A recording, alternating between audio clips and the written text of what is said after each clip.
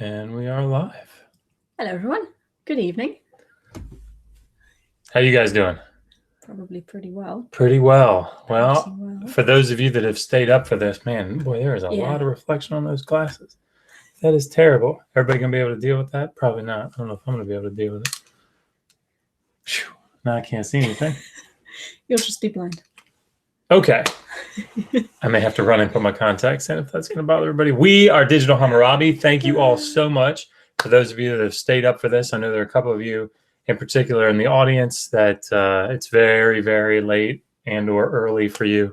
So thank you so much. Hopefully we'll make this I hope so. Worth your while. Worth it. Yeah, I think it's going to be a good time. So we are currently, do we have an update? I'm going to look. I think we're still at 999. Yeah, we are 999 subscribers. So this which is pretty good. Yeah, this is actually kind of how I wanted it tonight because then because I call out subscribers. Oh, it says 1,000. There we go. I was gonna say that that's pretty. I was gonna call it out. Well, who was it? Let's see. It says nothing yet. Nothing yet. Well, anyway, it may have been ENG613 who said he was going to unsubscribe and then resubscribe so he could be the 1,000th, but that's pretty cool. Anyway, so yeah, we're at 1,000. And this is all that's so cool. Thanks to you guys. There's just no question. Definitely. And we really, really appreciate it. It's you guys in Pond. Yes. We all know that you're really here for the cats. Yeah, no doubt. No that's doubt. Okay. So yeah, I think last Tuesday we were at 900, and then Monday morning we were at 950, and then I was driving home from work today and we were at like 991. And I said, well, when I said that we do a Sitchin live stream, I was expecting to have a couple more weeks to actually reread the book. So if this is a little ad hoc, I apologize. I was just going to come on and stare at you guys for a while tonight. But Megan said, we could do the Sitchin thing tonight. Well, there you go. So here we are. Yeah. So Megan, do you want to talk about, we can introduce ourselves quickly. I'm Dr. Josh. This is Megan, soon to be Dr. Megan. She actually just had a really big breakthrough in a research paper that she's doing for her dissertation. So that was really exciting. Brilliant, this one. But y'all knew that already. And we're Digital Hammurabi. We bring the ancient Near East to your doorstep or computer desktop or whatever. I don't know. But I can hear the girls hissing at the cats in the background. But technically our children are asleep. Yes, technically. Very technically. They should be more asleep than they are. But we try to make the ancient Near East palatable to normal viewers. And I feel like you guys had a great response. Yeah, people are really interested, which was amazing. Yeah. So and we've got 20 people watching right now, which is fantastic. Hopefully that number will go up even higher. It's 22. 22. Yeah. Well, yep, 22. So fantastic. Welcome. Right, we've shifted back a little bit to instead of doing daily data Monday through Friday and then doing 2 or more videos on the weekend, we decided, okay, you know what? We're human. Yeah, so it's actually worked out. With 3 children and essentially 2 full-time jobs between us, we should probably, calm down a little bit. But we've just a little bit. We've backed down. We've backed off just a little bit to Monday, Wednesday, Friday, and I'm able to get them done for the most part on the weekend, which means that it leaves me my time during the week to sort of study ahead, which is really nice. And of course, I have a full-time job, so which takes up the majority of my time. So this is sort of a free time thing. Anyway, I'm rambling. Megan, what are we doing tonight to celebrate the 1,000 subscribers? Well, Joshua, we're drinking Double Cannon. That's what we're doing. Well, you are. I'm drinking Angry Orchard. Product placement. If Angry Orchard wishes to pay us, I would be okay with that. Yeah. Anyway, today, Joshua, I feel like I need something behind a curtain that I can reveal very dramatically. I could do that to the cats, but I don't think they'd appreciate it Probably very not. much. They've also run away somewhere. So tonight, we kind of toyed with the idea of doing what we do normally with our book club and actually just reading through the whole of Sitchin. But then I thought that would be very long. And there's an awful lot of stuff in here that we simply can't comment on because he covers a lot of ground. And I have no training in, say, prehistory and Cro-Magnon and it doesn't seem like he Neanderthals. does either. He doesn't know, but I'm an ethical scholar and I'm not going to really talk about things that I have no idea on. Having said that, he's wrong. Just throwing that out there. My non-professional opinion, he's wrong.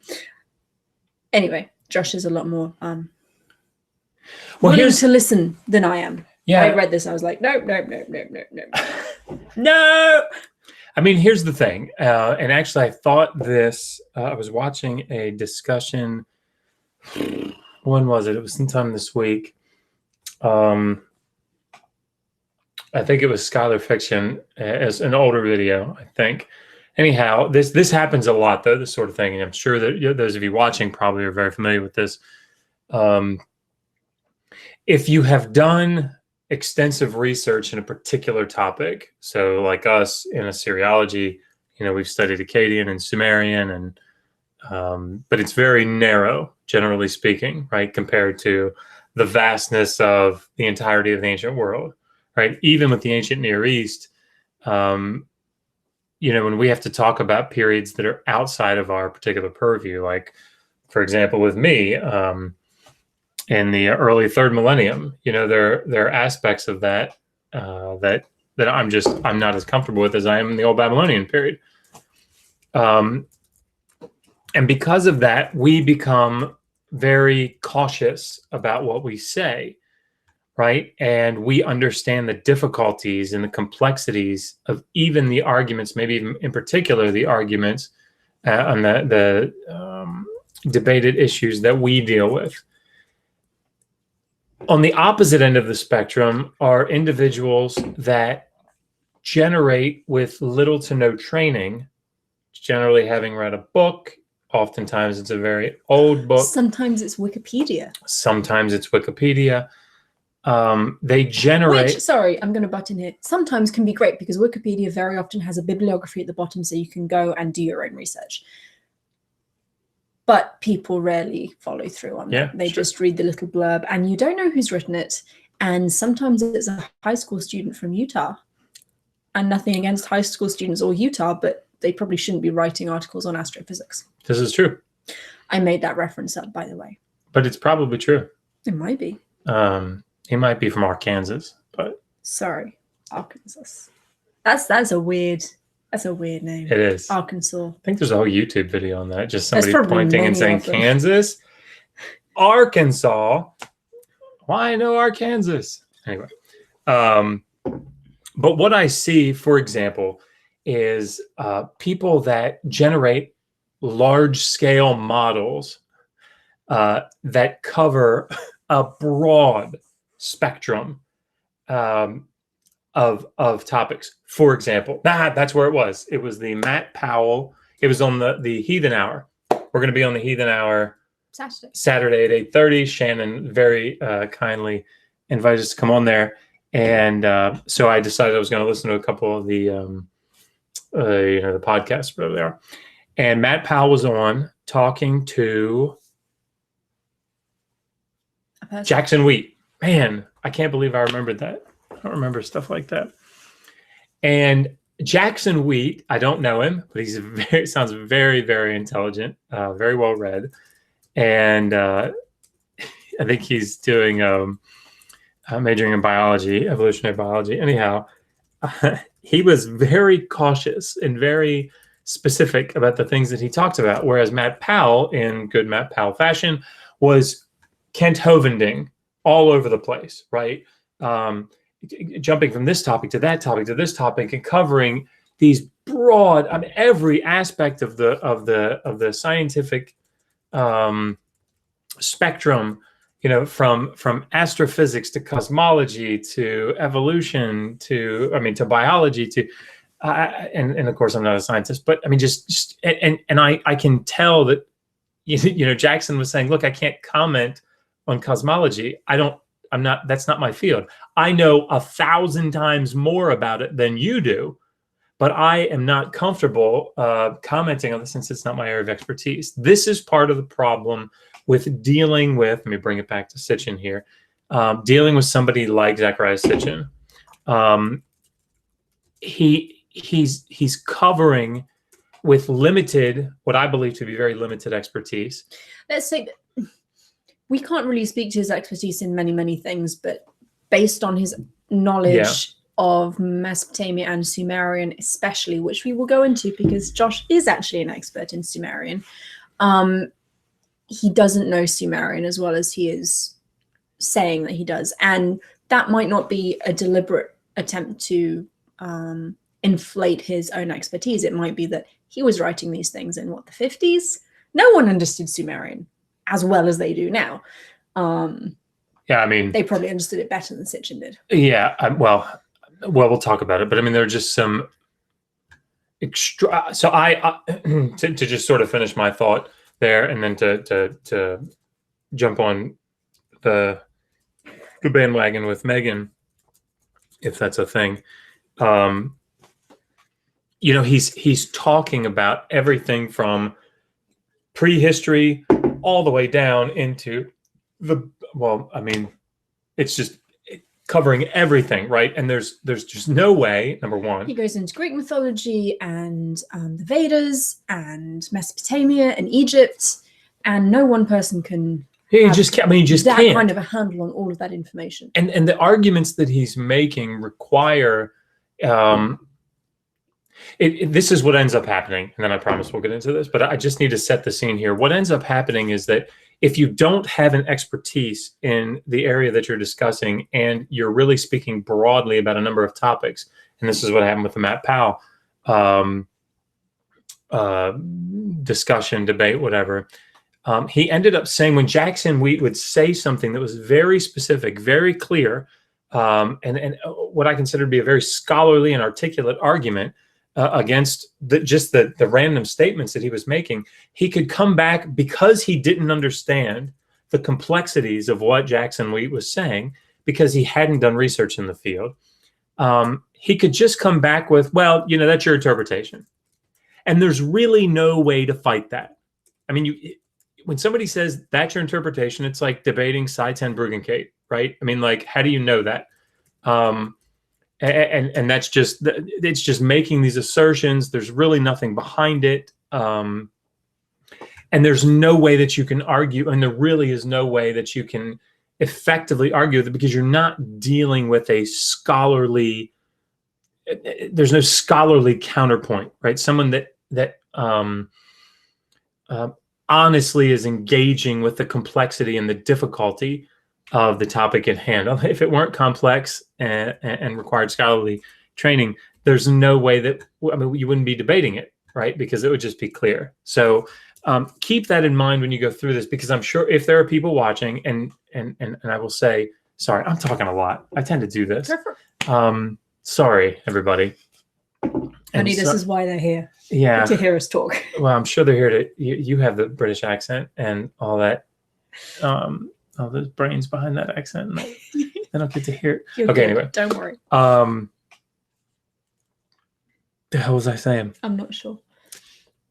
Can anyone remember what Josh was saying? By the way, the other day I said, I didn't realize that there was a child in the room, and I said, you broke the fucking coffee machine. And I heard Josh, and I said, oh, sorry, the fucking coffee maker.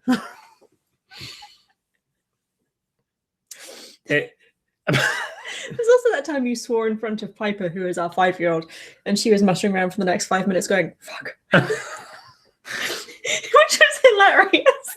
She appears to have forgotten about it. I haven't had any letters home from her teacher. Yeah. So Kurt Cameron is saying, basically, it's not science. B just saying, you were saying it is complex. It is complex. That's Lots right. of moving parts. And if you don't understand the complexity of it, and you don't engage with the complexity of it, there's no real way to have a discussion with someone like that. And I think that's what I see here.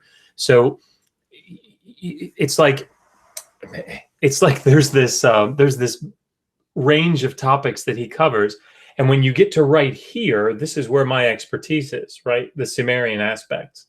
I know about this other stuff, but not like I know this. So I don't feel comfortable as he goes through all this stuff. There's no reason on earth he ought to be commenting on this because he doesn't know about it either. But he feels comfortable commenting on it because I don't think he cares. But that's not fair. But anyway, I don't know why he doesn't. I don't want to get into his head.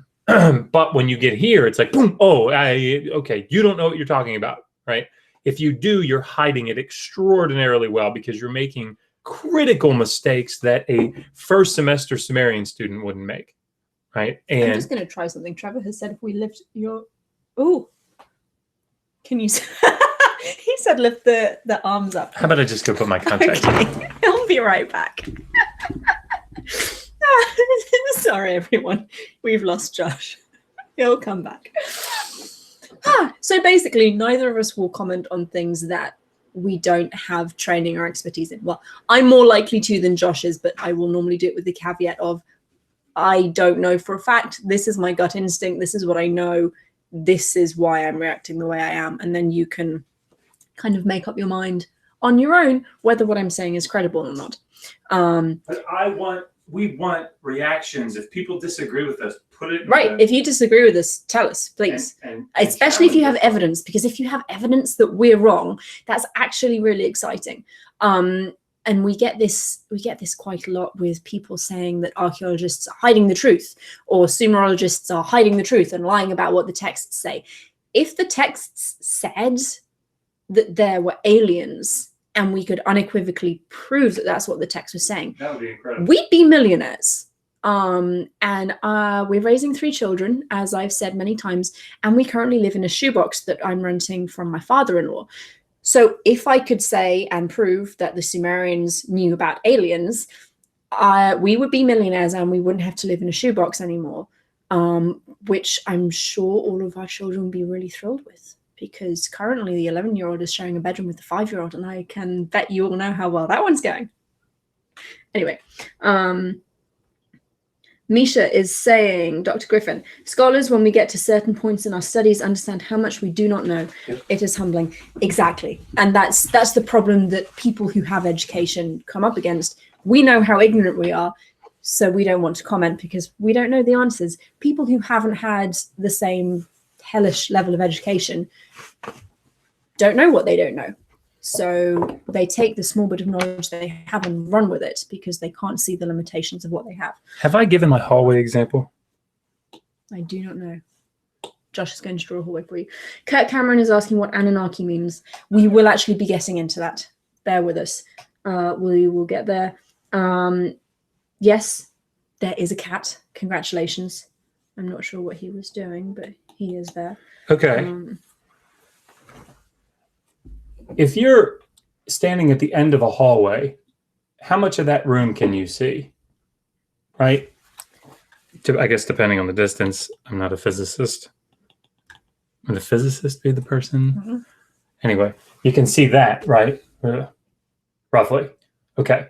So if that room represents the body of knowledge that exists on a particular topic, that's how much you can see. And as you learn more and you walk further down that hallway, ostensibly you'd be able to see more of the room. The problem is that, let's say you learn a little bit more. You read a book, right? You read a popular level book, and you move a little bit further down the hallway. How much of that room can you see? It's about the same, right? You might be able to see just a touch more, but you really haven't made enough progress to understand or to see really what's in that room, right? However, when you go to graduate school, for example, to learn a particular topic, and you walk into the room, now not only do you see everything that's in the room, but you realize, oh my God, this is a 3-story room. So it's not just with 8 different doors off it. That's right. With 8 different, there's so much in here. I now know so much more, but I realize how little I actually know about this room. And I think that this individual right here is the most dangerous. They can't see what you're pointing at. Sorry. They should be able to. There's a lag. Yeah, sorry. This person, so this person here at the back of the hallway or whatever, realizes they haven't done any reading, they haven't done any studying. They know that this is all they can see of the room, and they're okay with that. They realize their level of ignorance, right? This person realizes, as Dr. Griffin just said, how humbling this position is because of all the stuff they don't know, given the amount of stuff there is to know. It's this person that's dangerous. That old phrase, that old saying, knowing just enough to be dangerous, that's this person, because they've taken a step or two forward and they really think they've come somewhere, when in reality, they still can see roughly the same thing. That's my hallway example. It's a good example. People are liking the hallway. Oh, good. So we should probably actually get into this because you've been very patient and we've been on air for, I don't know, 25 minutes. So thank you for bearing with us. We will now get into Sitchin. If you like what we're doing, and let me check our subscriber count. Sure. Basically, like the video, subscribe if you haven't already. If you've got Twitter, awesome. Follow us on Twitter. Well, I was going to say, share the link or whatever. We're at 1,004 subscribers. You guys are like, that's amazing. Off the charts. Amazing. That's amazing. It's probably because I took my glasses off. Probably now you're like 10 times more attractive. It's the Superman effect. You're more attractive and more confident, so people want to watch. Yeah, I feel like you haven't done extensive research in this aspect of the field. I'm married to you. Yeah. I would know. Anyway, Sitchin. So we are going through the 12th planet, which is the only Sitchin book I've read, and it was like stabbing myself in the face. Sorry, just going to throw that one out there. If you follow us on Twitter, you may have noticed me rage tweeting about it a couple of months ago. There was a lot of rage going on. I refused to read it for up until very recently because I was trying to get, as many of you know, I was trying to get somebody on that follows Sitchin or that adheres to Sitchin's belief system to come on and convince me of it, and I didn't want to be. I didn't want to be spoiled or tainted. Yeah. By actually reading the damn book. Yeah. Math Magic Pagan is saying that if you put a hat on, we might get more, like Skylar. Oh. He could wear one of my hats. I have a good hat collection.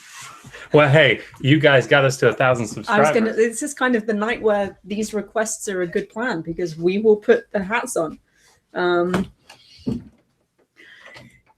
Anyway, we are skipping the first chapter, 2 chapters, because a lot of what he's talking about we can't really comment on. There's a lot of very general information given about Mesopotamia and Egypt. I probably put it on wrong, but oh, you did put it on wrong. Let me fix it. There we go. Isn't he cute? Aww. There we are. Perfect. Let's see if we get a few more subscribers now that I'm wearing a cloche. Did I say it right? You did say it right. Come on, somebody. So what I've done is I've gone through and highlighted some things that we can talk about because they're interesting. Hopefully this will be educational as well as hilarious because this man does not know what he's talking about. So for those who are interested, I was going to give you the chapter, but I'm not even sure what chapter I'm in. Let me find the chapter list. We are in Well, actually, while I look for this, Josh, can you talk about the claim that Sumerian culture sprang from nothing?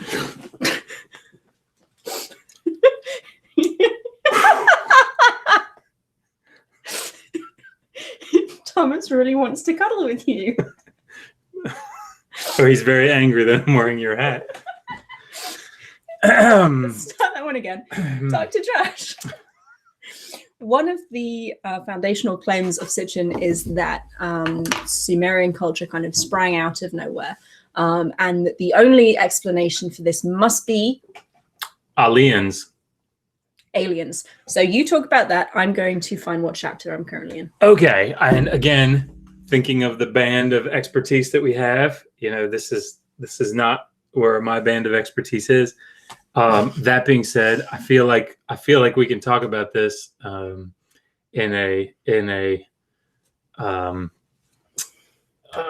what's the word? Scholarly, informal. No, where it's like, God, I hate MS. It's where you're not being not lying, but like overstepping your intellectual bounds. You're being intellectually honest. Jesus Christ. This is what it's like, people. It's like the word honest. Take my freaking medicine. Okay, anyway. Okay. Yes. Okay. I feel like we're being responsible enough talking about it this way. Okay.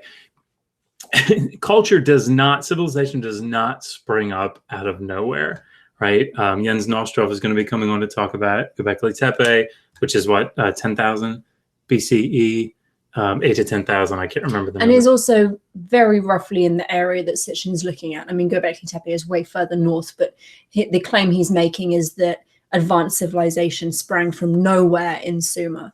And that's not true. Partly because you have sites like Göbekli Tepe, which predates anything we have, any of the cities we have in Sumer by several thousand years. Yeah, I mean, okay, so there are a couple of things that I think we need to think about. And that is, the development in the fourth millennium is not an overnight development, right? This is something where cities are growing in size over various periods, right? So the cities will exist, and they will exist, for example, in a particular pattern. If you look at it, if you look at Mesopotamia from like there's a technical word that I can't remember. From above, Aerial. like an aerial view.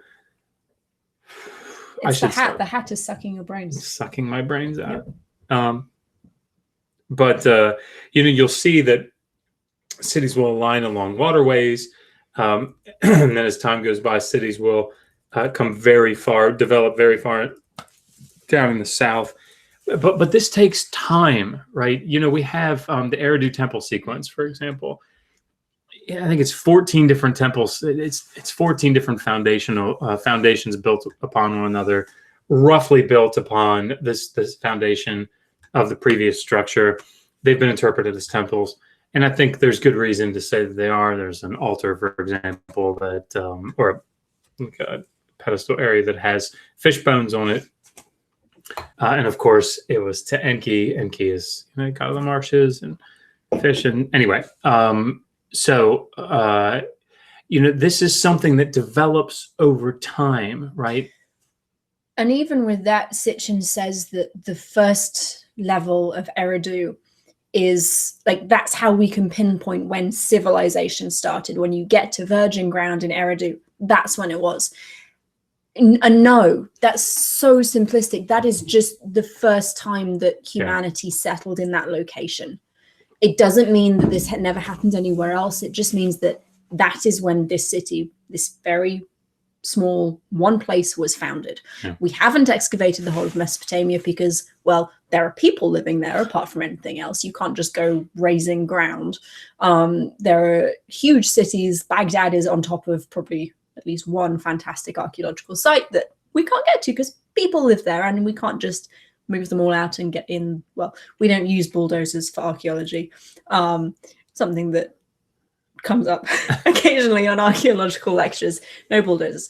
You can't just move people out and start ripping up their homes and getting as far down as you can.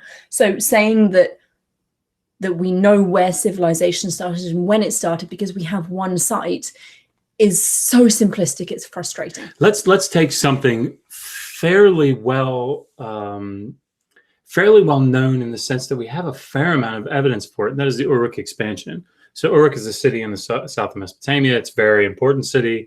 On and Nana, this is a major city. the temple complexes there.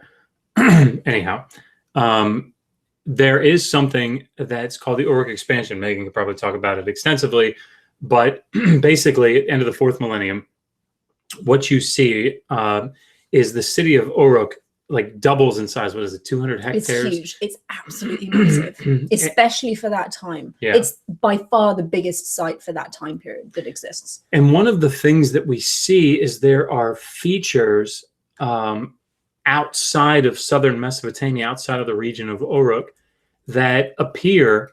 There are features that appear outside, up the Euphrates River, for example, over in Susa,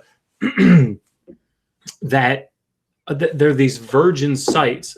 These sites founded on virgin soil that have this Uruk material culture. There's a thing called a beveled rim bowl, for example, that's sort of one of the quintessential. They're kind of shaped like that, really thick rims, and they appear everywhere. And no, we're not really that sure what they're used for. People say maybe they're ration bowls, maybe they're bowls for baking bread in.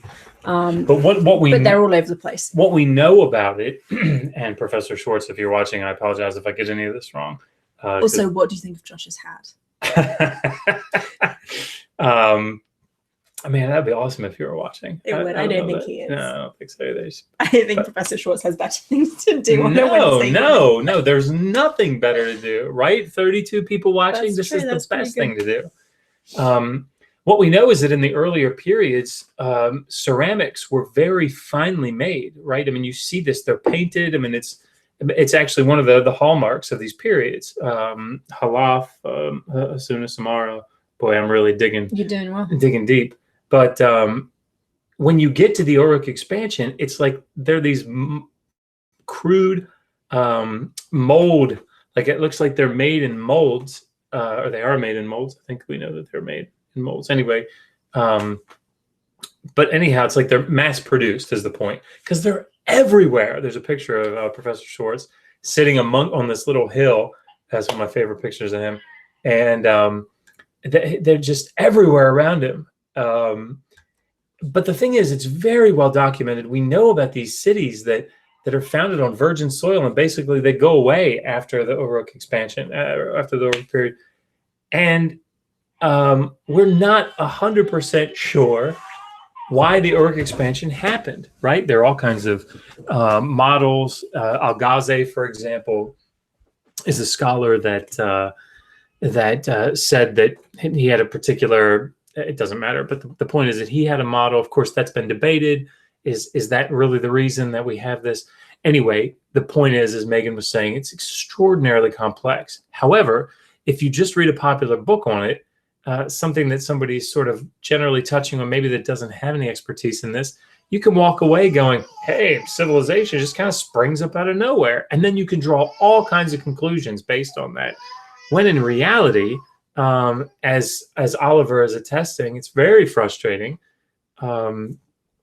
to see people that don't understand the complexities, like apparently Sitchin, who make these assertions when people that are in the field that study this stuff go, oh my God,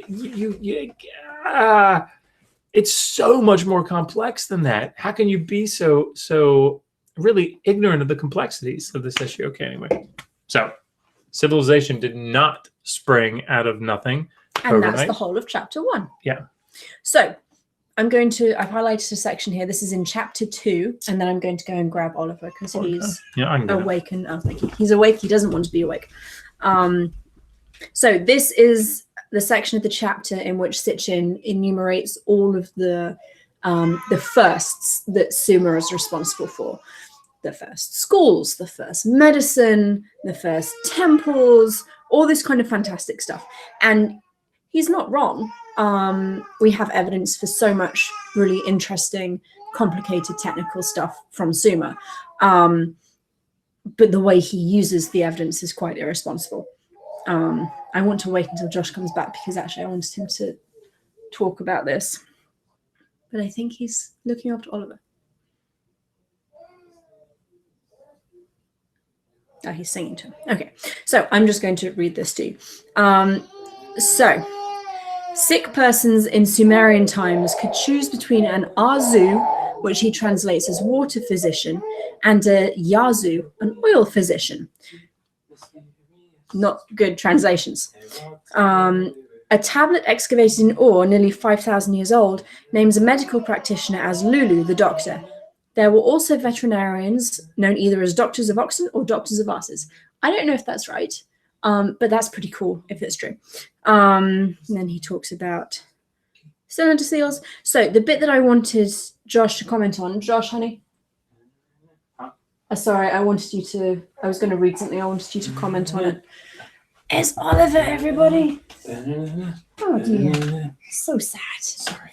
No, it's okay. I didn't pick that one. That's okay, so sad. Hi, buddy. And Oliver has his ancient alien hair on today. Hi, buddy. Oh, baby. So, I'm going to read something and then Josh can talk about it because he knows. Sumerian medical texts deal with diagnosis and prescriptions. They leave no doubt that the Sumerian physician did not resort to magic or sorcery. He recommended cleaning and washing, soaking in baths of hot water and mineral solvents, application of vegetable derivatives, rubbing with petroleum compounds.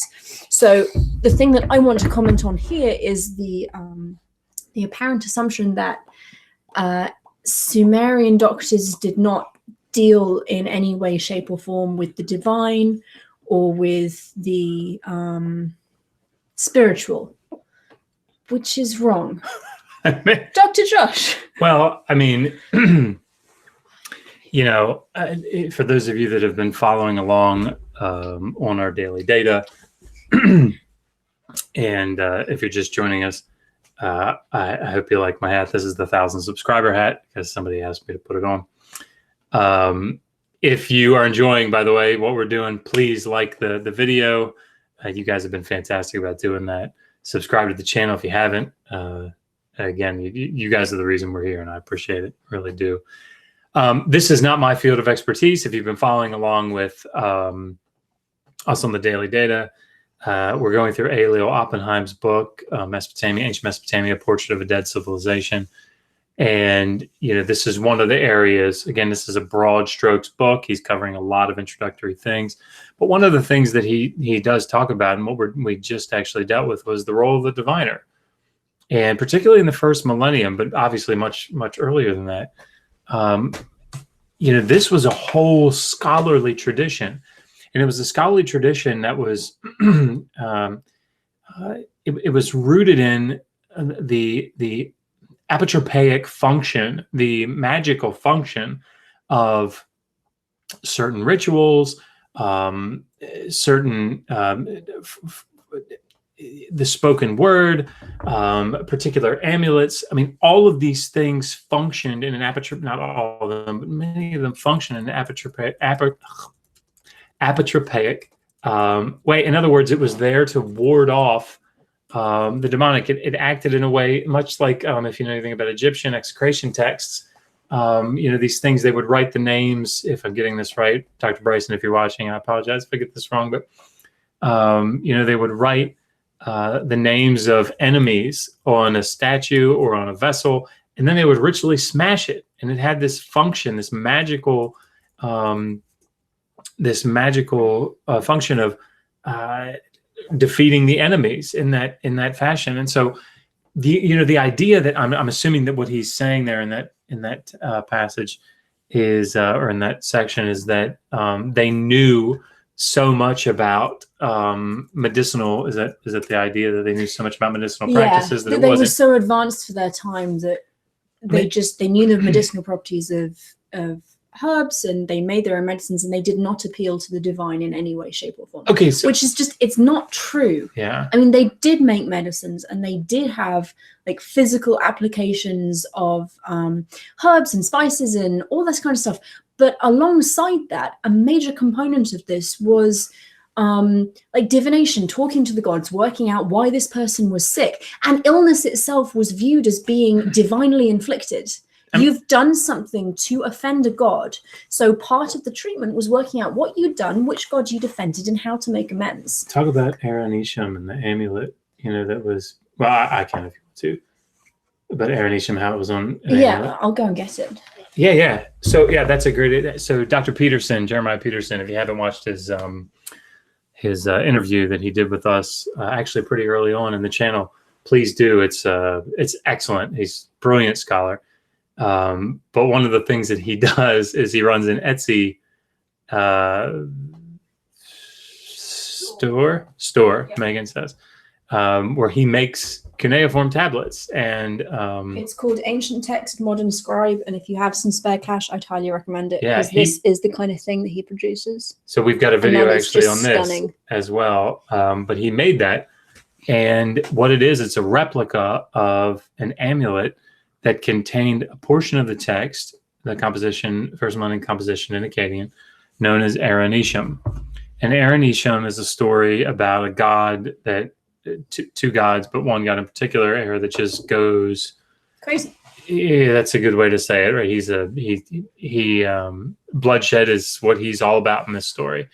And the god Marduk has become kind of like an old god, kind of like Enlil in some of the, like Atrahasis, and not an old god. Well, I mean, he is an old god, but it's like past his prime. Maybe the way On is pictured, I guess, in so many of these stories, sort of past his prime, and Era, convinces him to leave his throne. Anyhow, the point is that he goes on this destructive rampage, and part of the composition is inscribed on this amulet, and it's a part about him.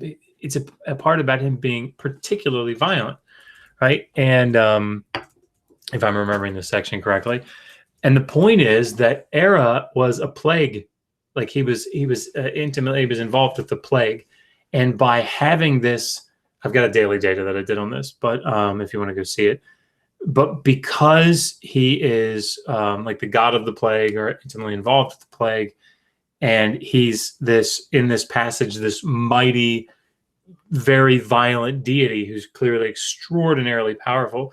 If they inscribed that on this amulet and then kept it, it warded off the plague, because this mighty, violent deity was acting on your behalf from a magical standpoint. And there are at least 2 of these, like the actual amulets. So this isn't just a one-off, oh, well, maybe this particular household was very superstitious. There are at least 2 of these. And given how archaeology works so much by chance, what's left to us is very dicey. To have 2 of them suggests that it's actually quite a widespread thing. And look, I mean, this is sort of a cool piece of evidence for this, but I mean, in reality, first millennium, in particular, the first millennium is just chocked full of magical procedures and rituals and incantations that, when people get sick, there's a whole, I mean, there are these ritual tablets that we have that say, first the diviner does this, then he does this, then he ritually washes things this way, and then he goes in and he opens the doors, and he does this through this period of the night. I mean, it's not like it's not like the information is scanty, right? Mm-hmm. We have the rituals and we have the actual tablets. So yeah, the idea that they strictly relied on science. The other thing that's frustrating about this, and then we can move on, is it's sort of overtly, I don't know if racist is but it's very, well, you and Dr. Anderson were talking about this. It's this idea that, well, if they knew something about medicine, if they understood something about the properties of herbs, they're too dumb to have known about that on their own or figured that out. So it must be aliens that told them. I mean, it's a very 21st century Western. Yeah. I mean, it's just, well, 21st century, but it's a very Western. Which is weird because he was Israeli, I think.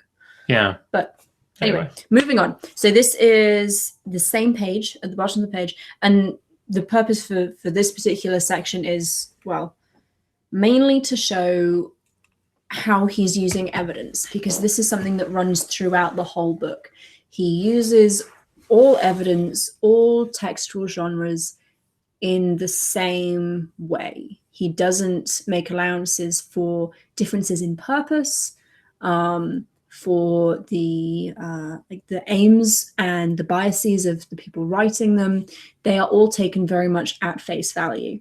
So by the way, if you have a question, Put the I'm checking this regularly. So, but if you could do the thing where you like write at Digital Hammurabi, boy, I'm so technologically not savvy. Okay, anyhow, but yeah, then we could see it. So on the same page where Sitchin tells us that the Sumerians were very, very medically advanced and they didn't appeal to the gods ever, he also says, several depictions on cylinder seals or clay tablets show people lying on some kind of surgical table, surrounded either by teams of gods or people. I'm going to just interject right there. Actually, interpreting iconography is incredibly difficult. And people train for years and years and years to try and understand what this stuff shows. It's not a surgical table. Probably not. We know from epics and other heroic texts that the Sumerians and their successors in Mesopotamia were concerned with matters of life, sickness, and death. Not wrong. Definitely happens. Gilgamesh, prime example. Very concerned with immortality, with your own like feeling of human mortality, how to deal with death, how to deal with the sickness and death of your friends. No problem with that statement at all. Men like Gilgamesh, the king of Erech. What is Erech, Josh? It's the city of Uruk, but it's the city of Uruk. Yeah. Sought the tree of life or some mineral, a stone, that could provide eternal youth. There were also references to efforts to resurrect the dead, especially if they happen to be gods.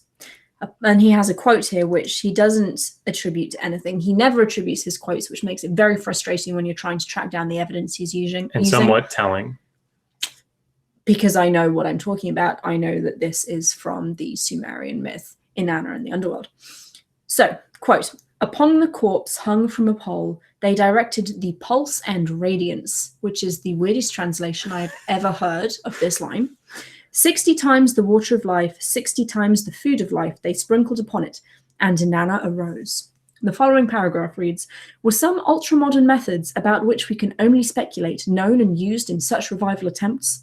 That radioactive materials were known and used to treat certain ailments is certainly suggested by a scene of medical treatment depicted on a cylinder seal dating to the very beginning of Sumerian civilization.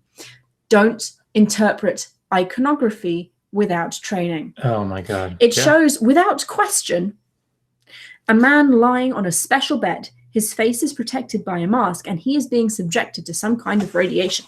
And this is the image provided, people. This is ancient radioactive, what is that, like some form of cancer treatment? Maybe? Yeah. So, apart from the fact that he interprets iconography willy-nilly with no training and no responsibility whatsoever, he is using here a text that is mythological, that is not intended to be historical fact, not intended to be read as history. The fact that these ancient civilizations didn't even understand history the way we do is completely irrelevant in this particular passage. But he's using a myth to try and argue for some kind of radiation therapy in the ancient world and say that actually you could bring people back from the dead. No. I mean, so this is something that we need to camp on for just a second. And that is genre. Look, folks, I'm sure that many of you watching understand this. I've probably talked about this before. It's extraordinarily, it's absolutely imperative if you're going to understand the Old Testament in particular. And I'm sure Dr. Carrier would argue for the New Testament as well, but as any number of New Testament scholars would. You have to understand the genre of the text that you're reading, right? So when you come to a passage like Genesis 1, Genesis 1, Genesis 2, you have to understand the genre of that text. This is not a scientific or historical text. This is an etiological myth, right? It's how it's being written. It's the same as saying something akin to, let me say it this way. If I were to say to you, once upon a time, that's all I would have to say for you to know this is a fairy tale. That's the genre of text, right? If I were to say to you, welcome to your new Seiko sewing machine, you would know, I wouldn't have to say anything else. It's a manual. This is a manual for a new sewing machine. If I said to you, in this paper I will talk about. Yep, you would know the genre of that text. Academic writing. That's exactly right. If I said, well, that's another genre. 2 tablespoons of vanilla extract, mix thoroughly, and bake at 300 degrees. You would know this is something that Josh can't use, right? You might as well throw it away. It's a bowl of vanilla. It's a bowl of vanilla. Anyway, so we understand those cues because we use them today, right? But we don't have cues that, for example, people in the 6th century or 5th century that read, probably 6th century, let's just say, in the beginning, God created the heavens and the earth, right? When those 6th century Jews heard Bereshit bara Elohim, or 6th century Israelites in the captivity heard Bereshit bara Elohim et hashamayim ve'et haaretz, they would say, "Oh, okay, I know." It's akin to saying to us something like "Once Upon a Time." Not to say that it's a fairy tale because it's a different genre, but it would cue them in the exact same way. Okay. The same thing is true here. When you see Inanna, being healed by the Korgara and the I can't remember what the other one oh man, Dr. Del Nero would shoot me. Korgara and the do you want me to look it up? Yeah, I do. Because anyway, the 2 little creatures that Enki created to trick Ereshkigal and rescue Inanna hanging on that peg. They're dead. This is a myth in the same way that we can also look at the real translation of what that text says. Yeah, if you want to do that, we can do that. You can do it. ETCSL, the Electronic Text Corpus of Sumerian Literature. There's a link, I'm sure, in one of these videos somewhere. And Megan's really good about that. But it's the same thing that happens in something like Inanna and Enhorsag. I mean, Enki and Enhorsag, right? The Sumerian myth where it talks about Enki has sex with a goddess, and then that goddess gives birth in 9 days instead of 9 months. And then he almost immediately has sex with his daughter. Then she gets pregnant, has a daughter in 9 days instead of 9 months. And then he has sex with his granddaughter, and then he has sex with his great. I mean, look, this is a mythological text, right? It's not. This isn't history writing. Galatora. It's not history. It's not supposed to be history. It's not supposed to be. And treating it as history is a very unsophisticated way of looking at it. And I know it's the same example that I give all the time, but when in the Psalms it says David's crying about his, I really like this hat, by the way. Suits you. I could put a different one on if people want to. She's got a lot of them up there. But when David says, "Day and night, my tears have been my food." I know I've mentioned that one before, but it's just a really great example. It doesn't mean that David was going, right? That's not what he's saying, right? He's saying, I haven't eaten. It's the same way as saying, like, my tears have been my companions these many nights, right? It's not that he's like hanging out, "Hey, what's up, man? Yeah, it's great." I don't have any friends. I've neglected companions. My tears are my only friends. So we have a few questions. Sorry, go ahead. That we should get into. Right, Kurt Cameron asked, not to get too far ahead, but were the Sumerian myths similar to other myths in that they were probably allegorical? Yes. Yeah, I mean, allegorical, it would depend. I would say that you'll find that a lot of these myths are etiological in the sense that they're trying to tell you where, explain where natural events came from. Yeah, why does this happen now? There's a story about toothache saying that it's a worm burrowing into your jaw, which is my personal favorite. Beej is answering, how good were Sitchin's translations? Not. I don't know if he translated them. There's no other credits given. They're not good. I mean, sometimes he gets the very basic stuff right and then goes completely off piece. But the thing is, there were clearly, translations of these things available when he was working with it. I mean, so I would be surprised. I would be surprised if he, very surprised actually, given some of the things that he says, if he was looking at the cuneiform. That would surprise me.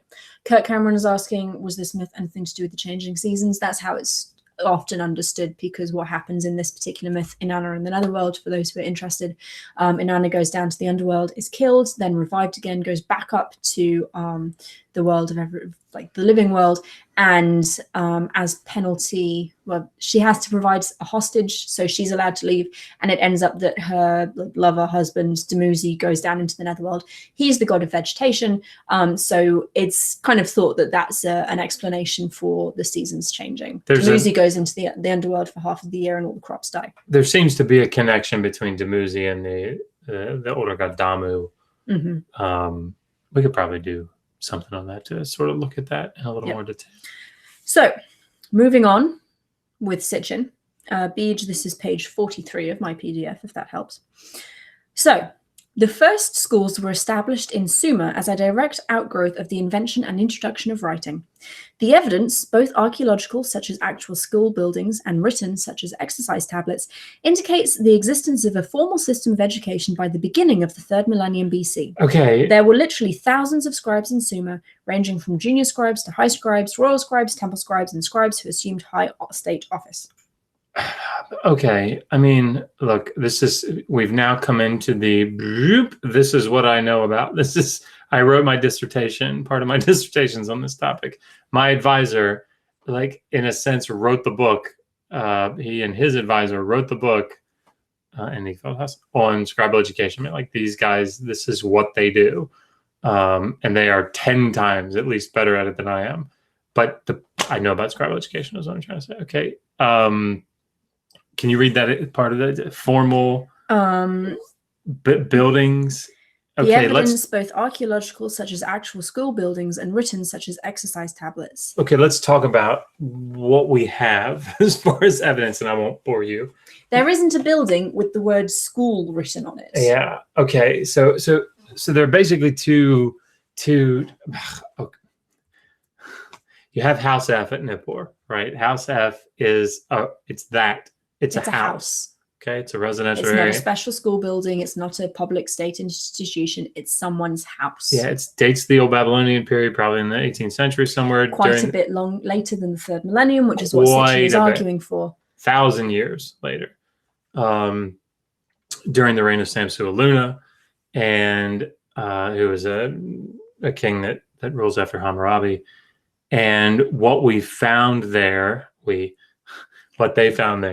are many Sumerian, primarily Sumerian school tablets, exercise tablets.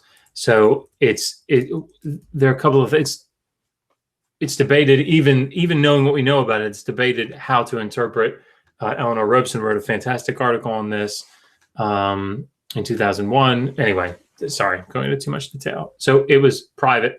What we suspect, given so you have House F at Nippur, Old Babylonian period. You have or Utu at Sippar, roughly the same period. Similar evidence in the city of Ur. There's like a well. It's like a basin where they would remold clay tablets, right? So you have the city of Ur, Dominique Charpent, Le Clerget. There's a book about that. But even that is difficult to interpret because it's probably a tertiary context, archaeological context, where the tablets have been put in a storage room somewhere, right? So, but the point is that schooling was done privately during the Old Babylonian period. So, early 2nd millennium, schooling is private. Now, there are articles that have been written that argue, and I think pretty convincing. I think Andrew George wrote one. Peter Michalowski might have written one. That's terrible that I can't remember. It's been a little while since I looked at this. But the point is that what we suspect is that we have literary texts, particularly Sumerian literary texts.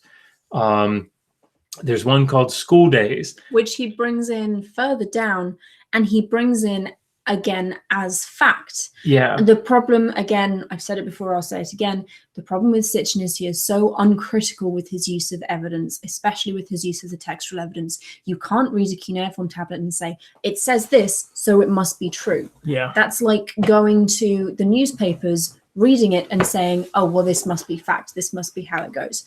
And the difference is that newspapers, generally speaking, are trying to present fact, but you have to still be aware of their biases and the reasons they're writing things. It's the same with ancient texts. Sure. They're not usually even trying to present fact. They're trying to do a whole bunch of different things, not write historical, factual statements in the way that we understand them. Sorry.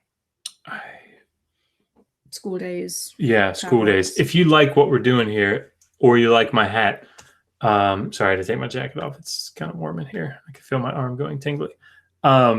Please like the video, share, however it is that you do that. If you haven't subscribed, please subscribe. I'm sure there are 36 of you watching. You probably all have, but and thank you again for getting us to 1,000 subscribers. That's why we're doing this, and this is just very exciting. Okay. School Days is a really cool Sumerian literary text. Again, it's a literary text, and it describes the day of a boy who is a scribe in training, and he goes to school, right? And I've done I did a summary. I think I did a summary, a daily data on this. He goes to class and he like speaks when he's not supposed to, and it says he caned me. And I didn't raise my hand. He caned me. I was out in the hall without a hall pass. He caned me. I didn't write my exercise correctly. He caned me. And then but the boy goes back home, and the teacher comes to visit him at his house and visits his father. And anyway, the point is that this is describing, a school day. Now, what's been argued is that this is describing the situation during the Ur III period, which is the late third millennium, the end of the third millennium. And this is during the Ur III period, when there was this vast bureaucratic system that we know had mid-level bureaucrats that were called dubsars, right? They were called scribes. And so the idea is perhaps during the Ur III period, during the very end of the third millennium, 2100 to 2000, roughly 2004, that there was more state-run schooling. But part of my dissertation was looking at the evidence from the northern city of Kish, looking at the school text from the northern city of Kish, and trying to determine if there was a curriculum. So I looked at Kish, I looked at the city of Ur, I looked at the tablets from the city of Nippur, and I looked at Sippar and some other places, and tried to determine, is there consistency in these texts? Is there like a consistent curriculum that they used? And the answer is, sort of, right? There's some general things that are the same, but there's definitely not like all right, now they got to translate this, and they got to translate that. It's not how it works. So this idea that there's this formal training and that it's in a school, like a public school system, no. Much more informal. Much more informal. That was really long-winded, and I apologize for that. Did we lose like 10 subscribers there? We're actually up to 36. Get out of the city.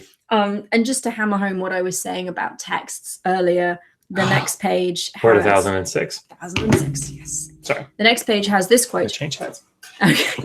Well, give me that one. Yep. The title of first historian was bestowed by Kramer on Enmetina, king of Lagash, who recorded on clay cylinders his war with neighboring Umma. While other texts were literary works or epic poems whose themes were historical events, the inscriptions by Enmetina were straight prose, written solely as a factual record of history. I'm going to let that settle for a minute, let you digest that. No, no, sorry. That one might be, this was my grandmother's hat, by the way. Oh no, you're welcome for it. It's going to be a little bit small for you. What if I wear it like that? Oh, freakish. Now I look like Napoleon. Godless Iron is asking how many subs to get Josh into an evening gown. We don't need subs. I'll go put it on.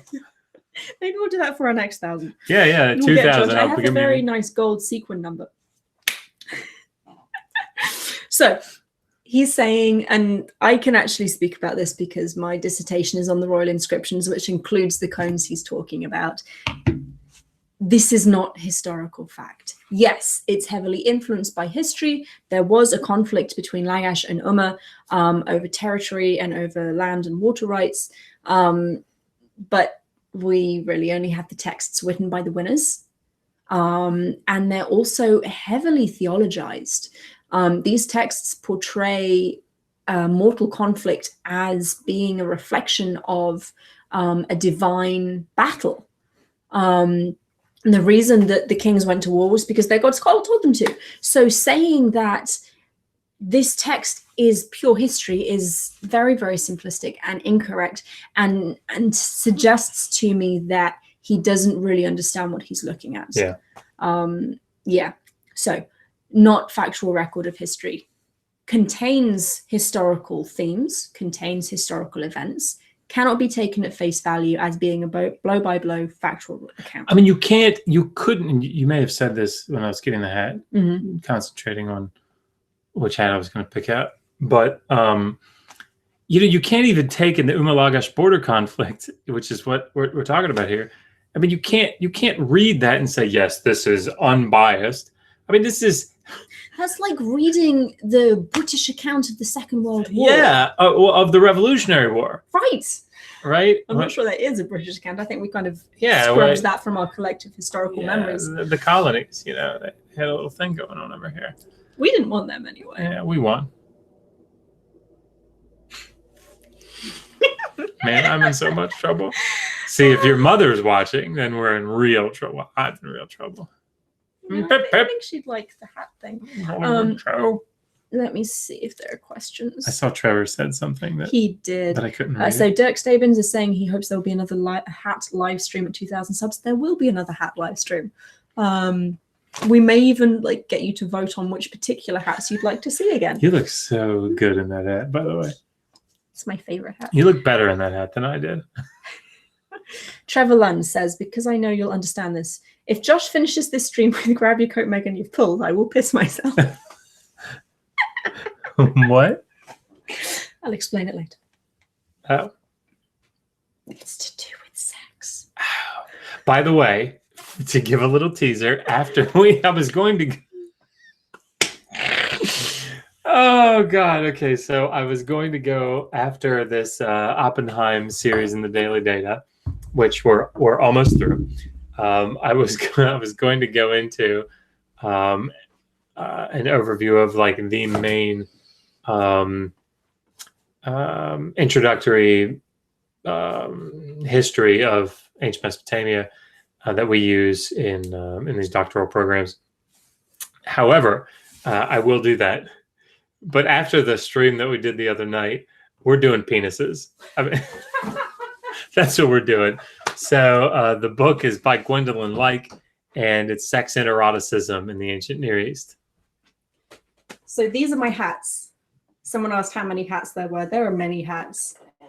We'll do a couple more hat changes tonight. Yeah. To give you a taste, and then we'll see the rest of the hats next time. So I'm just going to arrange them here. I just finished the chapter. I'm reading through the book in the mornings.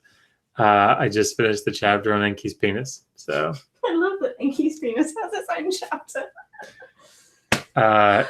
Get ready. Beautiful. I hope YouTube won't because it's educational. It really is. I mean, we're not showing pictures or anything. It's a scholarly book. Yeah. Shady Blady says Kyle will be up for that. Probably. Okay. I am going to continue looking. Can we get to Dingir? Yes. Why don't we let's just jump right into some linguistic, because we've had people asking about the translation of Anunnaki. Yeah. What questions? The Anunnaki. We can talk about that. Go for it. Okay. So the thing that I hear over and over again, and if there's anyone watching, I'd love for you to tell me where we're getting this. The translation, those who from heaven to earth came. You hear that in every video that you watch, and I've started watching a bunch of them. Nope. What? Okay, so let's look at the Sumerian, right? So it's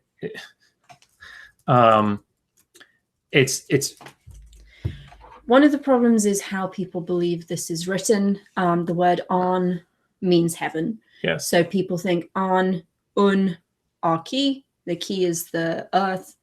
Un is people.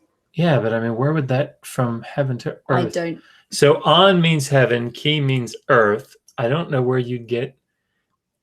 If anybody knows. The problem is that's not how it's written. No. It's never, as far as I'm aware, and I could be wrong, it's never written not. like that in the cuneiform sources. You're not. The word is written A, Nun. Yeah, I was going to draw it, but. Oh, sorry. Well, no, draw it. That would be useful. Okay. It's written A, Nun, and then there's like sometimes Ark Key or R Key or Ark. I'm gonna. Yeah, let me. Josh is going to get that up. Let's. Who wants to do a little Sumerian? You want to do a little Sumerian? Who doesn't? By the way, that is like the video that's rocking it on our site. It's weird. Almost like 3,000 views. It's Sumerian Grammar 1. Yep. Sumerian. I mean, hey, look. I mean, I'm not surprised, right? Because I know Sumerian, but okay. Nun, na, ke. 4. Boy, that's the most terrible K in the world. I apologize for those of you that are watching the Sumerian Grammar videos. You know that my handwriting is terrible. Okay. That's so hideous. I'm so sorry. Okay. Our hats have made it to Twitter, by the way. Wow. Yeah.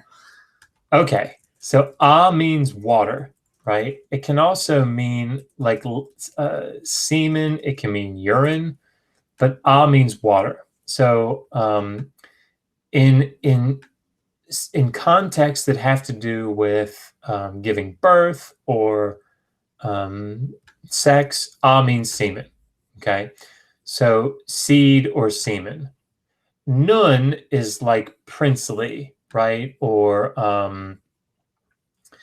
yeah, let's just go with princely. It's like royals, sort of. Anyway, yeah, Nun is like princely. Okay, so princely seed, right, is probably a decent way to translate that.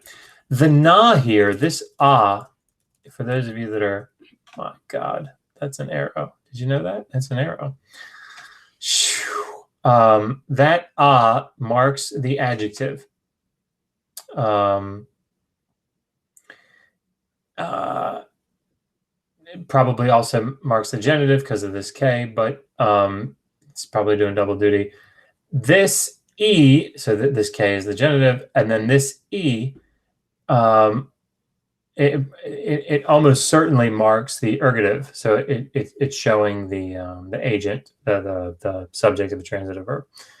That doesn't matter. Anyway, this is a grammatical marker. These are grammatical markers back here. They're not words. That is not the word key, meaning earth. That is purely there for grammar purposes. That's right. So probably what this means is like the ones of princely seed, right? You see this ke, ne, which is the plural. Okay. So on is not in the word, like heaven, sky, it's space. It's like it's not there. But if you're looking at it in transliteration, if you're not reading the cuneiform, and this leads me to believe that Sitchin did not read cuneiform, if you're not reading the cuneiform, all you see is Anunnaki. So you go, oh, An, I know that. That's heaven. The word for heaven. And Ki, that's the word for earth. So we'll kind of make up a word and make up a translation linking those two together. So the key on the end. All right. So when you come into the first millennium, so let's talk about Sumerian for just a second. Sumerian is a living language, probably down to the end of the 3rd millennium, right? Let's just go with that.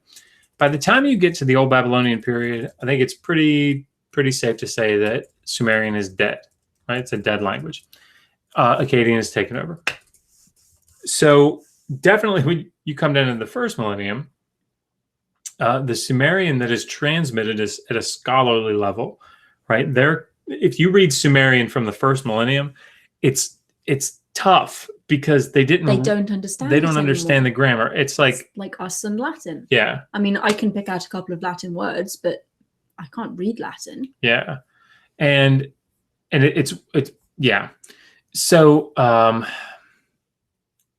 like when you hear people pronouncing, but anyway, that's neither here nor there. So when you come to the form Anunnaki, Anunnaki, in the 1st millennium in these Akkadian texts, what they're trying to represent is probably Anunnake, right? Which is what we have in the Sumerian. And so they're just representing the Sumerian form, right? So this idea that ki is at the end of the word, meaning earth or land, but it's just not what it means, right? Sorry, were you looking up something in particular? Oh, we've got a question, but you finished that. Oh, yeah. Anyway, so the ones of princely seed, the ones of royal seed, right? The Anunnaki, if you want to read a good article on this, by the way, just something you can click on and rely on to be scholarly and sound, go to... I'm putting the link in the Megan's putting it in there. The link will also be in the description for those who are watching after the fact. Yeah, the openly rich... Akkadian, man, what is this? Annotated cuneiform corpus. Annotated cuneiform. We come up with these. Anything in Aurak is good and worth reading. Yeah. ORACC. And we have a question about using EPSD. Mark Hunt. If using EPSD and using to search for a word, he came upon An, meaning heaven, creator, man, earth. It all depends on how it's broken up. How do we or anyone know how it's split? So translation is heavily reliant on context. Yes. If you've just got the single sign, there are far fewer possibilities. So EPSD gives An as sky or heaven, also upper or the crown of a tree. You can pick those translations based on the context that you have. It's also used as an integral part of many, many other words. Yeah. So what you have to do when you're translating is look at a sign, look at what follows it, sometimes look at what comes before it, and try and use the whole to understand what word is being represented. If you haven't watched Megan's video that's called, is it like how to translate? How translation works. How translation works. It's a double D, a daily data. It's fantastic. And she just does an amazing job. Knocks it out of the park. Or knocks it into the cricket pole. Is there a cricket pole? I don't know. No. Well, all right. She bowled it well. Wicket. Sitting the wicket. Don't you guys say, why don't you just play baseball? All right, anyway. So quickly, Vadtepes says, if you remember correctly, in Sumerian translations, it's Anuna gods, not Anunnaki. Yes, because in Sumerian, the key is purely grammatical. So it is the Anuna. Anunnaki is a much later, like Babylonian, Akkadian reading of a very old Sumerian word that they don't quite understand anymore. They don't know that the key is grammatical. They think it's part of the word, so they just use the whole thing. That's right. I mean, it'd be like saying instead of Enki, saying Enkige, right? If it's got the ergative marker on it, because that's anyway. Yeah. So Dingir. I'm trying to find the page in which he talks about Dingir. And I managed to lose my paper copy that had all of my annotations and highlighting in, so I'm trying to do this now on It's PDF. Probably my fault because I was reading it. Probably not. So we'll go on my imperfect memory, and if I get it wrong, I'm sorry, please someone correct me. My understanding is that Sitchin translates Dingir as like the shining rocket ships or something similar. And it's a very similar issue that we have with the Anunnaki. He's not looking at the actual cuneiform. The Dingir sign, meaning God, is one single sign. That's it's a lovely star that Josh is going to draw for us, I believe. Got a lovely bunch of coconuts. Do. We should swap, change hats while we do this. Okay. I think you need to wear this one. All right. I feel beautiful. You should. Oh, that's adorable. Well, there you go. That is the Dingir sign. It's a star. Yahoo. So that's the Dingir sign. That is the word for God. What Sitchin is doing is splitting the word, the transliteration Dingir, into two signs, Din and Gir, and reading them as two separate words, which never happens in cuneiform. Okay. Does everybody see that G? I promise it's a G. Good Lord, I can't write. Okay. But you see that little squiggly line above it? The circumflex? That means that's our way of saying that that G is actually pronounced ng. Like that. Ng. Ng. Right? So, for example, the word for wood is if you looked at it, damn it, you might say that should be pronounced gish, but it's actually nyish, nyish, right? Nyish. It's an ng-ish sound. Okay. Now, why did I tell you that? I don't know. So, I think I found the dingir thing. So, Sitchin translates dingir as two signs, din and gear, that he says pictographically resemble a rocket ship. Sure, if you want it to resemble a rocket ship. The problem is no text from Mesopotamia ever writes that word using two signs because it's a one-sign word. Okay. So sorry, I want to do the translation when you. Sorry. I think this will. Yeah. This will, maybe it'll help. I don't know. I'm probably wrong. See that? That's how you write dingir. Notice that you hear the ng in the middle because you have that nasalized g, right? So because keyboards don't always have easy access to a nasalized g like that, they will often write it like this. Dingir. Dingir. Because that's basically phonetically how it sounds, right? What he does is he looks at that and he says, aha, it's made up of din and gear. Nope.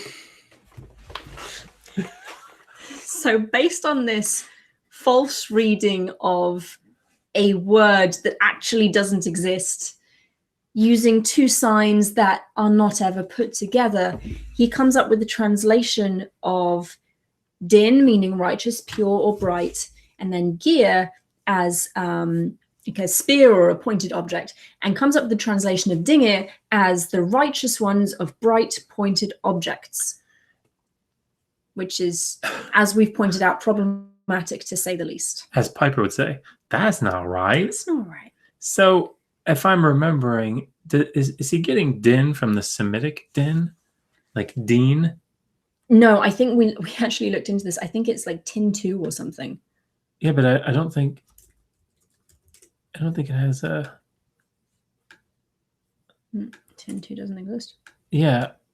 I can't remember what. So the Semitic he does use a lot of Semitics in this though. So for example, the name of Daniel, Daniel, God is my judge. Right? Don, it's from Dean. It's like so that Semitic root has the idea of to judge or to be like, I guess maybe by extension to be righteous because you're a judge. I don't know, but I mean that's a Semitic understanding. It's fraught with problems. Namely, Sumerian is not a Semitic language. No. So using Hebrew to inform a Sumerian or a translation of Sumerian is deeply challenging. And that's something else that I think everybody needs to understand. So Sumerian is a language isolate, right? It's a glundative language, but it's a language isolate. That probably didn't make any sense whatsoever. Okay. Like Hebrew is a Semitic language, right? So Hebrew, Arabic, Akkadian, Aramaic, Syriac, Ugaritic. Anyway, those are all in the Semitic family, right? Like French and Spanish and Italian. They're all in the Romance. Man, what family is that? I don't know. Damn it. Anyway, but they're all more than I know. They're in the same. They're in the same. That's my line. I've said more than I understand. But Sumerian doesn't have one, right? Sumerian doesn't have a family that we can compare to. It's one of the reasons that it's difficult to translate it. So one of the things that helps, though, is that Akkadian is so closely connected to Sumerian. They're a different language family. It's a Semitic language, right? It's different roots, different structure. Very different grammar. But Akkadian essentially borrowed wholesale, almost, the Sumerian writing system, right? So it had to adopt some different things. It had to change some of the phonetic values. Actually, we're going to talk about this in next week's Daily Data.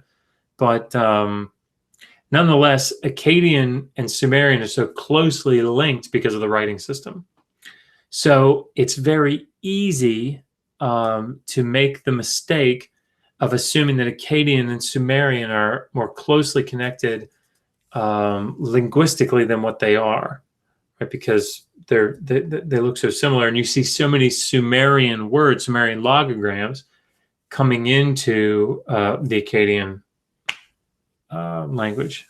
So Exactly. Okay. Sorry, that was probably overly complicated. No, it's all good. So just for giggles, Sitchin uses this depiction of the word dingir, which, as we've stated, doesn't exist and is never written in the way he wants it to be written. He uses it to say, oh, look, these two signs together look kind of like a spaceship. So it must be a spaceship. You're so cute when you're skeptical. I'm very skeptical about this. Very dubious. Skeptical. Very dubious. So dubious. Do you need another cider because of your dubious necessity? No, I'm good, thank you. Oh yeah, Beach pointed me in the direction. I'm not sure we can do a lot with it now. But the word moo. Josh, what does moo mean in Sumerian? Name, text, year, like moo one? Yes. Oh. Well, I mean, I say moo one. It's entirely possible he's just using all moo ever to be the same thing. Oh yeah, that's moo one. So he uses the word moo, which is normally understood as name, to be a spaceship. Yeah, I didn't understand that. So here's the translation he gives, and again, he doesn't give where he's getting this translation from or what text he's translating. So good luck tracking that one down. It's one of the things that I actually ask for a lot. And again, if anybody from the congregation of Lord Val is watching, I've talked about them before. Again, extraordinarily nice people. I disagree with them, but this is one of the things that I've asked for is like, what texts are you citing? Because you see them in videos a lot, like, oh, in this text or in that text. And you're like, which one? No one gives you a text. And actually last week we had, and we put this on our book club video, someone actually sent us a text, like a picture of cuneiform. It was awesome. With the text reference, which never ever happens. But it meant we could track down the text, we could find the actual tablet this comes from and give an accurate translation, which, spoiler alert, did not match what the alien theorists said it meant. Like very badly didn't Very match. badly. Like not even close. So going back to the moo, this is a hymn spelled M-U for those who care. Sorry. This is a hymn to Ishtar. Lady of heaven, she puts on the garment of heaven. She valiantly ascends toward heaven. And using the word heaven is so problematic because it has all of these Judeo-Christian connotations that simply are not present in the Sumerian corpora. Over all the peopled lands, she flies in her moo. Lady, who in her moo, and he leaves moo untranslated, to the heights of heaven joyfully wings. Over all the resting places, she flies in her moo. And he goes on to say there is evidence to show that the people of the Eastern Mediterranean had seen such a rocket-like object, not only in the temple enclosure, but actually in flight. Hittite glyphs, for example, showed, against a background of starry heavens, cruising missiles, rockets mounted on launching pads, and a god inside a radiating chamber. I'm going to show you this fantastic evidence. Yeah. There you go. Can't you see those rocket ships? What? I know I can't. What was the text? Because you. I don't know. Lady of Heaven.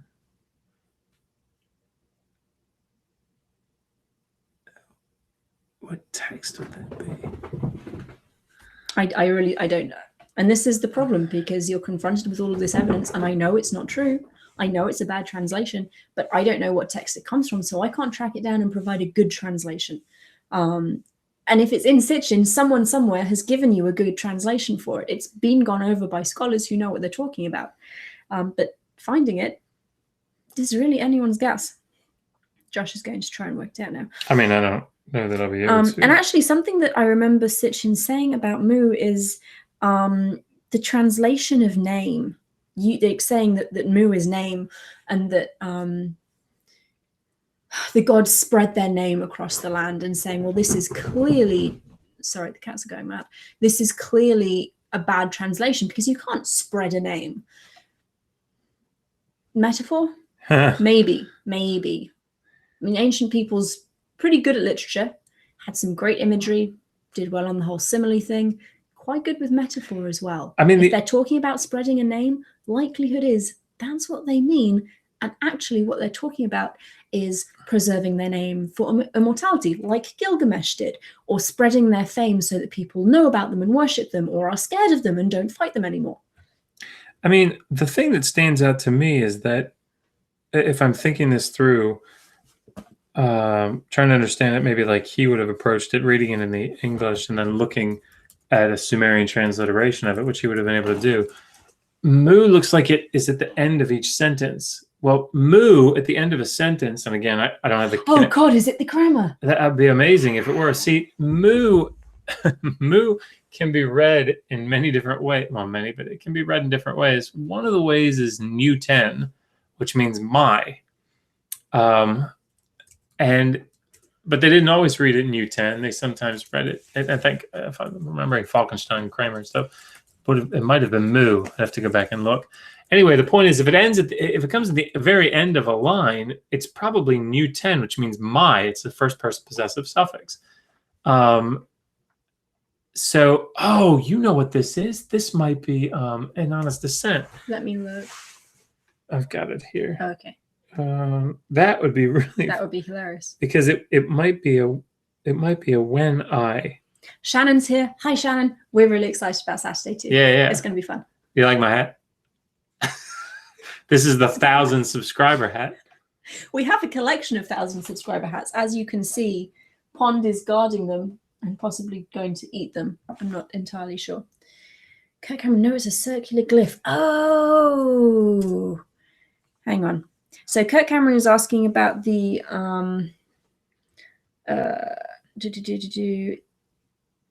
where's the quote?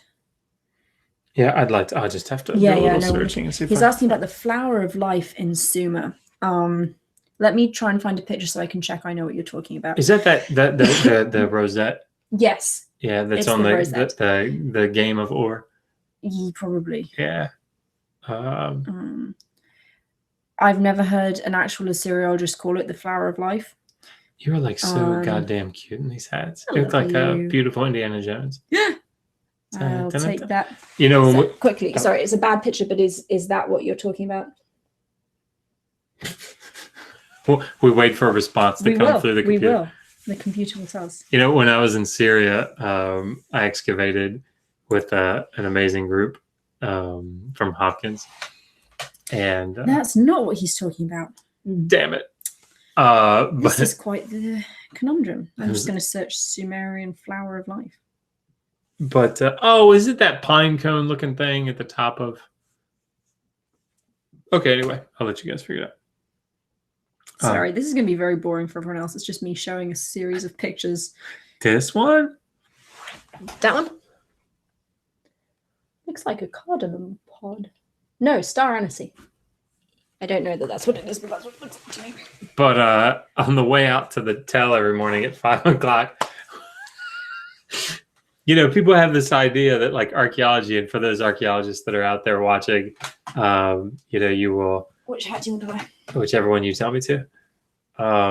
You will identify with this very quickly. There's this idea that it's like Indiana Jones, right? My God, you're adorable. You're adorable. I mean, like I remember, and I'm not an archaeologist. I don't want to, you know, take anything away from actual archaeologists, but I have excavated at a site, done actual archaeology. But I remember walking out to the tell at 5 a.m. to watch, you know, to speak Syrian Arabic to this group of five excavating people from the site, from the village next to the site that didn't speak any English, to try to get them to dig in the right area. And it was blazing hot all the time. And I just exhausted. And it was just looking at pottery, sweeping the dirt, you know, taking a little pick and, you know, tapping at the side of a mud brick wall to get the dirt off of it. That's what it is. And it's awesome. Like, don't get me wrong. Very rarely are you chased by a boulder. Yeah. Sorry, I'm going to interrupt briefly. We had the right picture, Kurt says. Okay. I have no idea what it is. I'm really sorry. It looks just like a decorative motif to me, but I wouldn't know because I'm not a Mesopotamian art historian. I have someone I can ask, though, so I will ask them and see what they say. Yeah. So carry on. Well, Oh, thank you, Mrs. Snarky. I like my hats. On the way out to the mound every morning at 5 a.m., Adam Maskovich, Dr. Maskovich, would go, dun, dun, dun, dun, dun. And it was the greatest. It was amazing. I've not done actual. We're yes, we're nearly at the 2 hour mark. Are we? Well, we're 20 minutes. Wow. All right. What questions do you have? I wanted to tell my story. Sorry. Surveying. I've not done actual. I've not done actual excavation, but I've done site survey before, which is basically where you walk around and pick up pottery that's on the surface of a tell or the surrounding area, which for me involved crawling through cornfields. If you've never done it, I don't recommend it. We arrived at the beginning of the season and cotton, and the cotton plants were yay high. And then we had to wait for permission from the farmer to go down the rows and collect our pottery. And he was worried about us hurting his plants, which makes sense because it's his livelihood. So by the time we got permission, they were shoulder high, which makes seeing the ground quite difficult. So you kind of had to crouch down and look at the ground and pick up all the pottery you could find. And then we finished that field and we moved on to a cornfield, which was very dusty and very narrow and hot and claustrophobic. And again, picking up tiny pieces of pottery and putting them in bags. I was not chased by a giant boulder. I did not find some kind of golden statue. I also didn't nearly get my heart ripped out or have my face melted. So I think on balance, it was a good field season. Yeah, I think so. So questions. Kurt Cameron is saying he brings up the flower of life because it's part of the ancient aliens thing. We're going to probably do another one of these for every 1,000 we get because this is fun. So we'll keep going through this book. I'll find my actual paper copy that may have been hidden by a child. It may have been hidden by me subconsciously, so I never have to read it again. But I'll find the book and go through the notes I made, and I will look into the flower thing because he's saying it's a part of the ancient alien theory. What's it? Oh gosh. Mark Hunter saying hats or penises, you just never know around here. Well, we will not be showing you any penises. We may talk about them, but we will not be showing you any. Also, I think Dr. Griffin asked if we were going to do any math videos. We should. It's not my strong subject. We should have the Godless Iowan on. We should. He can do all the math videos. We'll just give him all of the tablets and say, here you go. Math them for us. To math is now a verb. To math is definitely a verb. To math? I hate, by the way, that YouTube flags all the comments that contain swearing. Oh. I mean, what the fuck? I swear a lot. Beej, page 33. You talk about penises or something. So one of the interesting things, I have something about penises just right on the tip of my tongue. I love this. Sounded bad or good. So good. Anyway, in the mythological text Enki and Horsag, where Enki is, having sex with all these women, including his own granddaughter, I think. Yes, quite. There is a recurring phrase that Enki is extending out of the marshes. Right? He's in the marshes and he's extending out of the marshes. And Kramer, one of the early Sumerologists translating this, it was in his writing, was like, what is it that he could be reaching out? What is he extending out of the marshes? And Gwendolyn says, I think it's pretty obvious. It's not a carrot. It's his penis. Because that's what the whole story is about.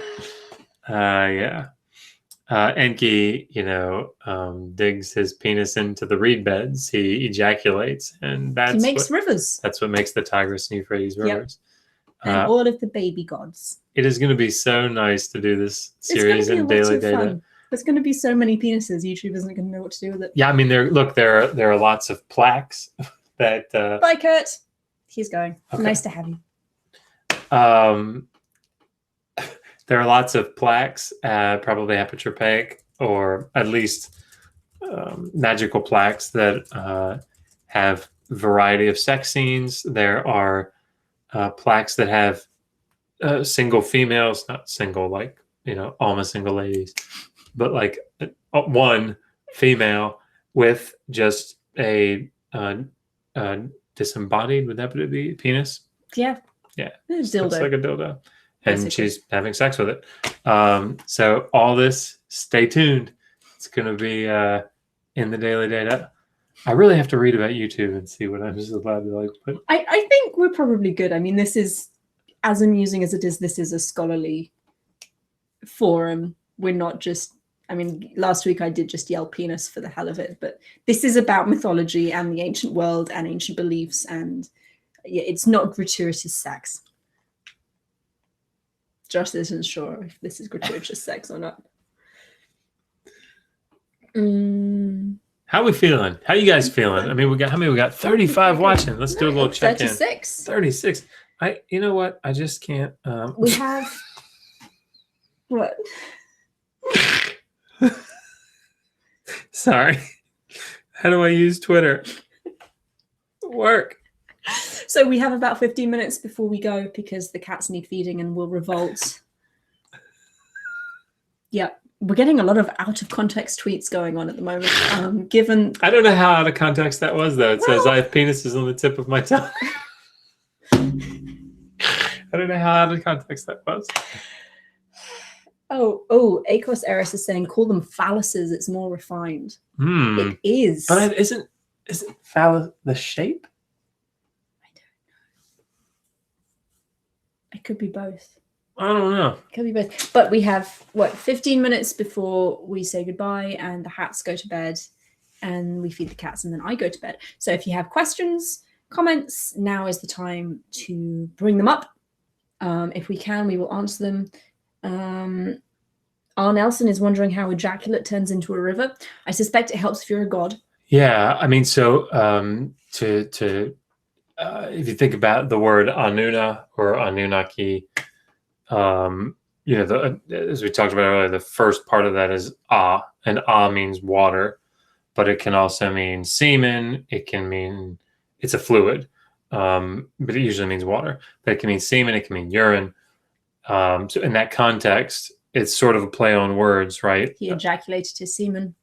Same word for water. Whoa! Mind blown. Blown. Oh, I'm good. I missed that. Can we try again? There we go. I think I missed that. We're just going to pretend that none of that happened. I'm very humorous. Done. Exactly. Apparently Shane has all the wenches. Sounds about right. Anunnaki, the one, was Sitchin right? No, he wasn't. Yeah, I mean, no. From the scholarly. That person was saying Sitchin wasn't right. Oh. But you should finish your comment. Yeah. Wait, wasn't there a comment on YouTube earlier from him? Her?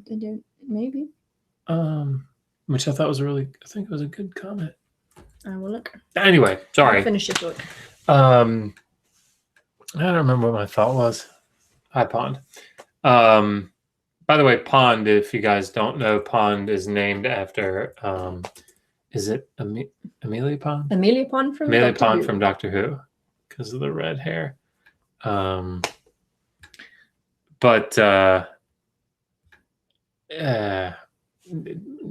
Sitchin right?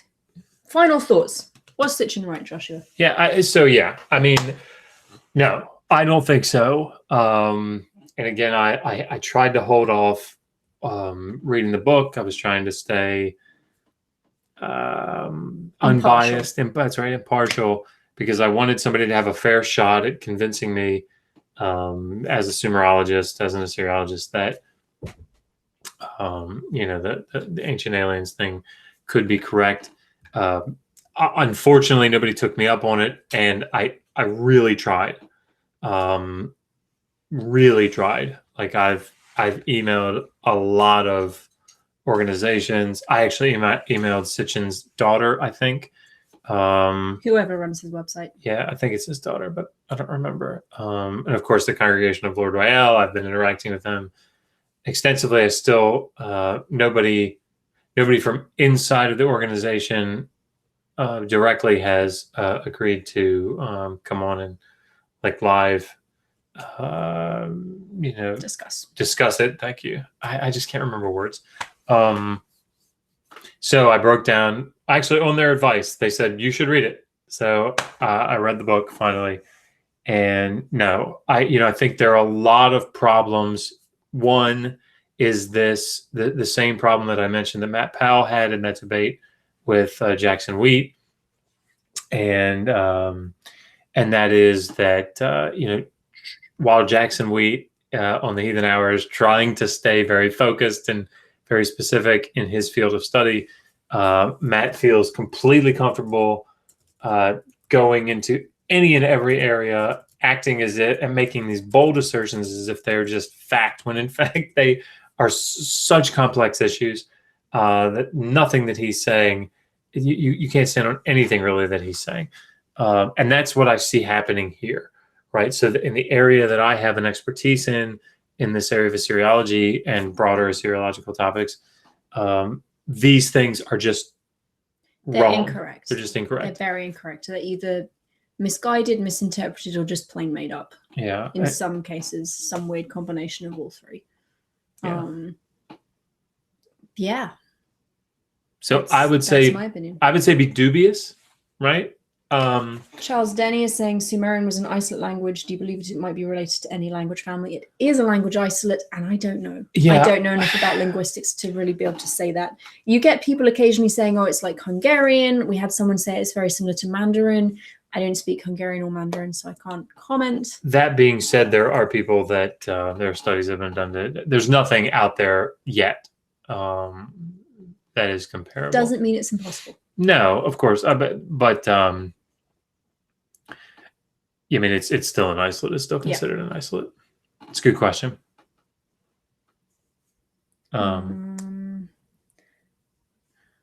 So while we're waiting for a few more questions, because I really, we still have with 37 people watching. You do. I'm impressed.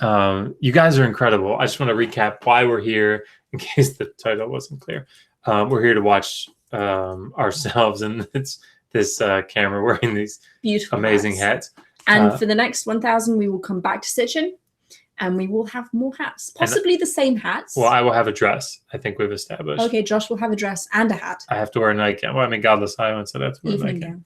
Evening gown. Is there a difference? Yes. What did I say? A nightgown is pajamas. You would not fit my nightgowns. You won't fit my evening dress either, but you might have a better shot at it. I can go to Goodwill. Ah, that's true. Goodwill shopping trip to find my husband an evening dress. Something seems wrong. This is going to be so much fun. This whole thing. Thank you, everyone, for putting me in this position. So you know what this is? This is like The Office, where Andy says you can tattoo my ass if you guys, and they snap into action. So I suspect that in a week we're going to have 2,000 subscribers just to get me in a bra. And that's what's going to happen. So Anunnaki the One is saying that Mesopotamian language came after Sumer fell. Mesopotamian wasn't a language. There was Sumerian and Akkadian. Akkadian, generally speaking, was used after Sumerian ended as a spoken language, but Sumerian and Akkadian existed side by side. Sumerian in a written form for quite some time after it was no longer spoken. And sorry. No, go for it. And really, it's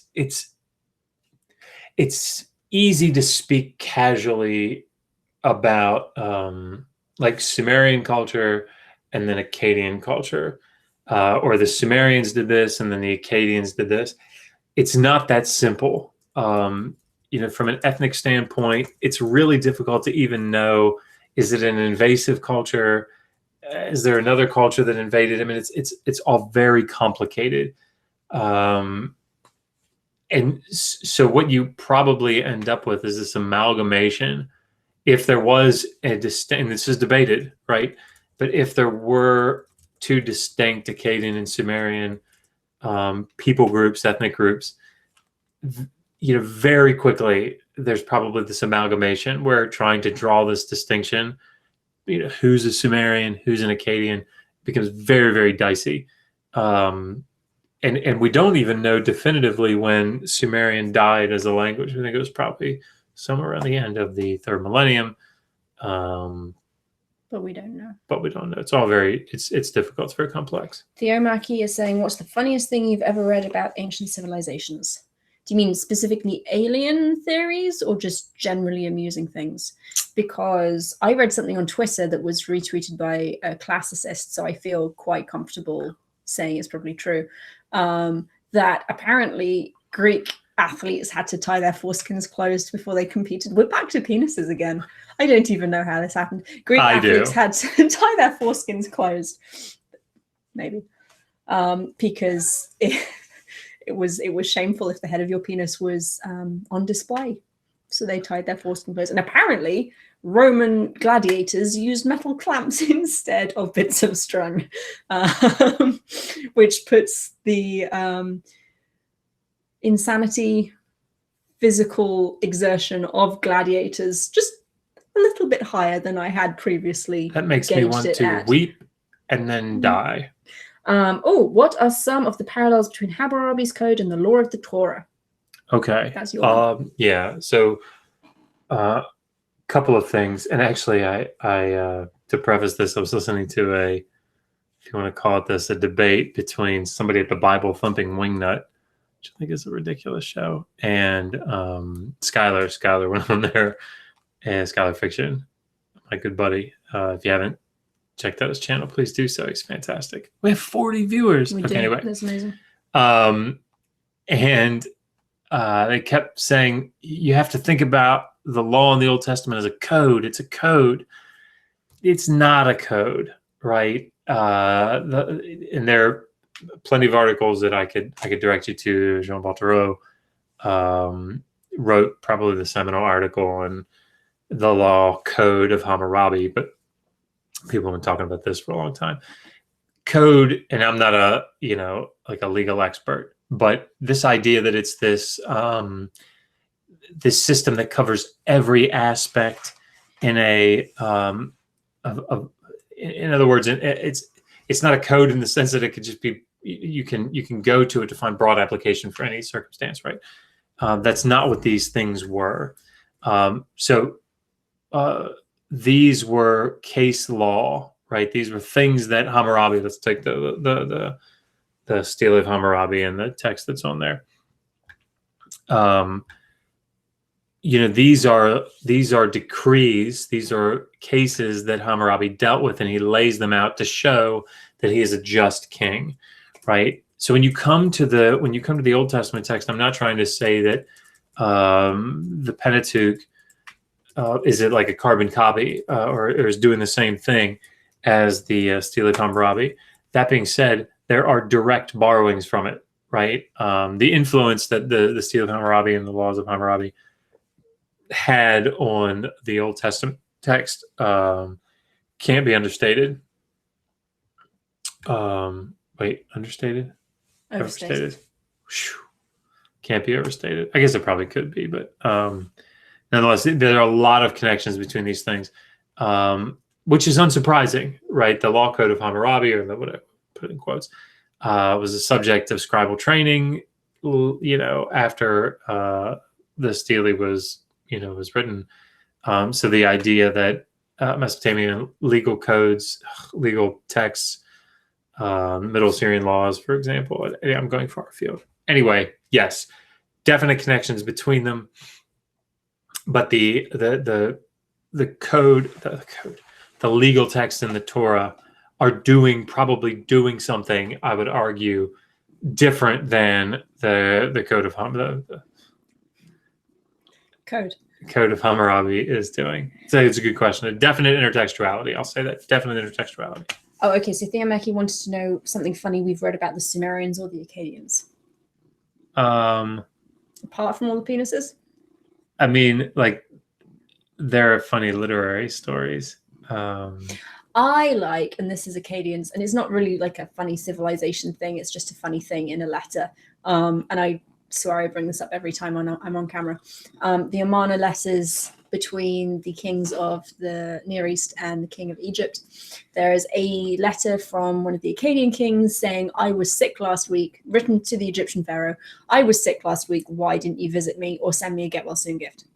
And then there's another one, I think, between a king of Anatolia and the king of Egypt saying, the gold statue you sent me wasn't actually gold. It was wood covered in gold leaf, and when I put it in the furnace to melt down the gold, it burned up. Send me another one made of gold.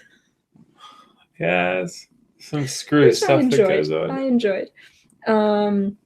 Let's see. Trevor, learn any suspected relationships with Harappan civilization languages and the Sumerian Assyrian ones. I don't know about linguistic relations. I know there were trading connections. I know in the Raw Tombs of Ur, which are pretty early, you get carnelian, which generally is believed to come from the Indus Valley. So there are trading connections. There's some evidence for settlers from the Indus. I can't remember off the top of my head what it is, but I don't know about linguistics. There's a book out that deals archaeologically with trade relations and early connections between the Indus Valley and Babylonia by Vyodor Steinkeller, and I can't remember the other author's name. I've got the book. I can, if you email me, I can get you the title. It's actually 80 pages or so, and it's jam packed, but it won't take long to read it. But it goes chronologically. It's diachronic analysis of the Indus Valley and the relations. It's actually really good.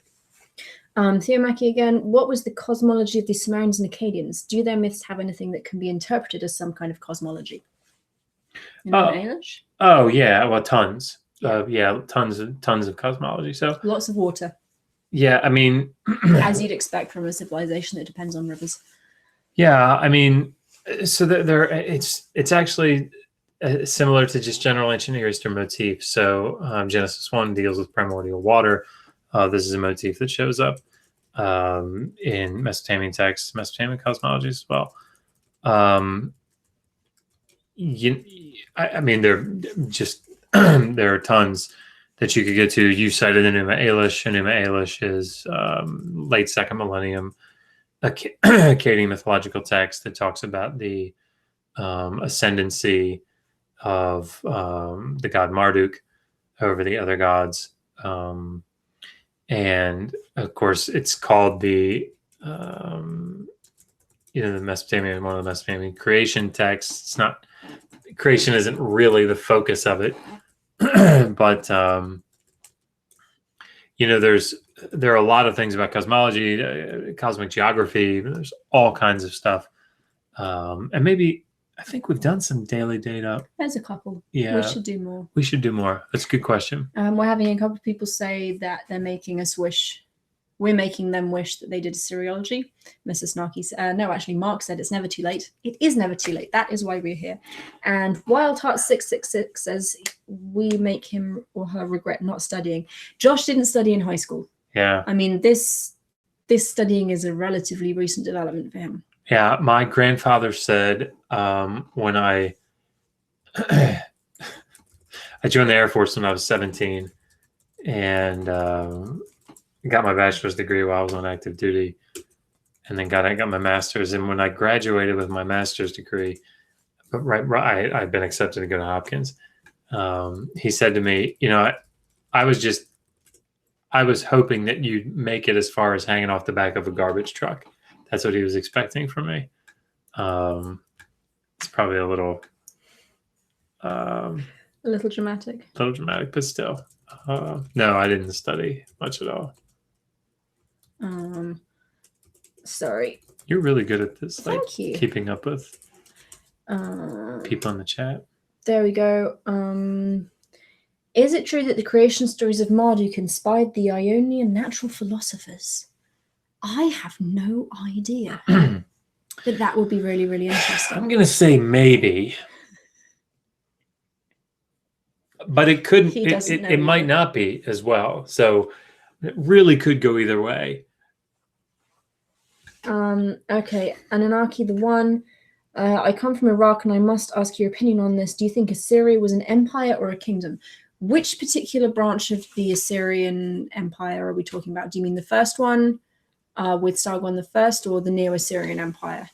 I mean, I think sorry. No? God, I mean, the Neo-Assyrian Empire, I think, was definitely an empire.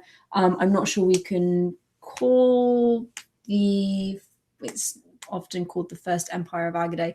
I'm not sure we can call it an actual empire, because what level of control they actually held through Mesopotamia is very much debated. Kings say that they reached as far as the Mediterranean, and that probably doesn't mean that they imposed their will there. It probably means they took a raiding party out and then came back again. But definitely a large kingdom. By the way, it is incredible that we have people from Iraq watching. It really is, like, I, if you don't know, I have Sumerian grammar videos that are on the site, on the YouTube channel, and I've had several people say I'm from Iraq, and I'm honored, frankly, and humbled that people from Iraq are watching, and thank you. It's not that people from elsewhere aren't. It's really cool. It's really cool. Charles Dene, did the Sumerians have any concept of afterlife realms? Yes, the afterlife was not a friendly place. It's quite similar to the Greek afterlife, but without the Elysian fields. And it comes up in literary texts semi-frequently. But it's not a hell place. No, it's just not nice. I would say, like, if you think about the Old Testament Sheol, it's a little more like Sheol is just the grave, right? It's just the pit. But in Mesopotamia, it's a definite place, right? The dust forms on the bolt and on the door, and people wear their drab clothes and their feathers, and they eat dust, and and your status in the afterlife very much depends on how many people in the living realm remember you and give you offerings. Yes. It's one of the things that I see in the Epic of Gilgamesh trying very hard to kind of make his name known, make sure people remember him, so that he doesn't suffer so much when he gets to the afterlife. And if you want to read some of their conception of it, in the Sumerian version of the Sumerian story, Gilgamesh, Enkidu in the Netherworld, and you can, in Tablet 12 of the Gilgamesh epic, you can see the story of Gilgamesh and Enkidu are playing with this. They call it the Puku and the Meku. These ball and stick sort of thing. Not really sure. Could be sexual anyway. And the ball falls down into the netherworld, right? And so Enkidu says, "I'll go get it." And Gilgamesh says, "Okay, look, when you go down there, don't do this, don't do this, don't do this, and don't do this, because if you do these things, they won't let you leave," right? So of course, Enkidu, when he goes down there, he does this and this and this and this, and he can't leave. Then the text talks about how Enkidu comes back up, like as a spirit, and Gilgamesh asks him a lot of questions, like how is so and so in the netherworld doing? And Enkidu says, "Oh, he's doing well," or "He's not doing well." And so you can read all these different, how does so-and-so fare? How does so-and-so fare? The person with more children tends to do better because they have more children to give them offerings in the afterlife. Yeah. We have, one final question, everybody.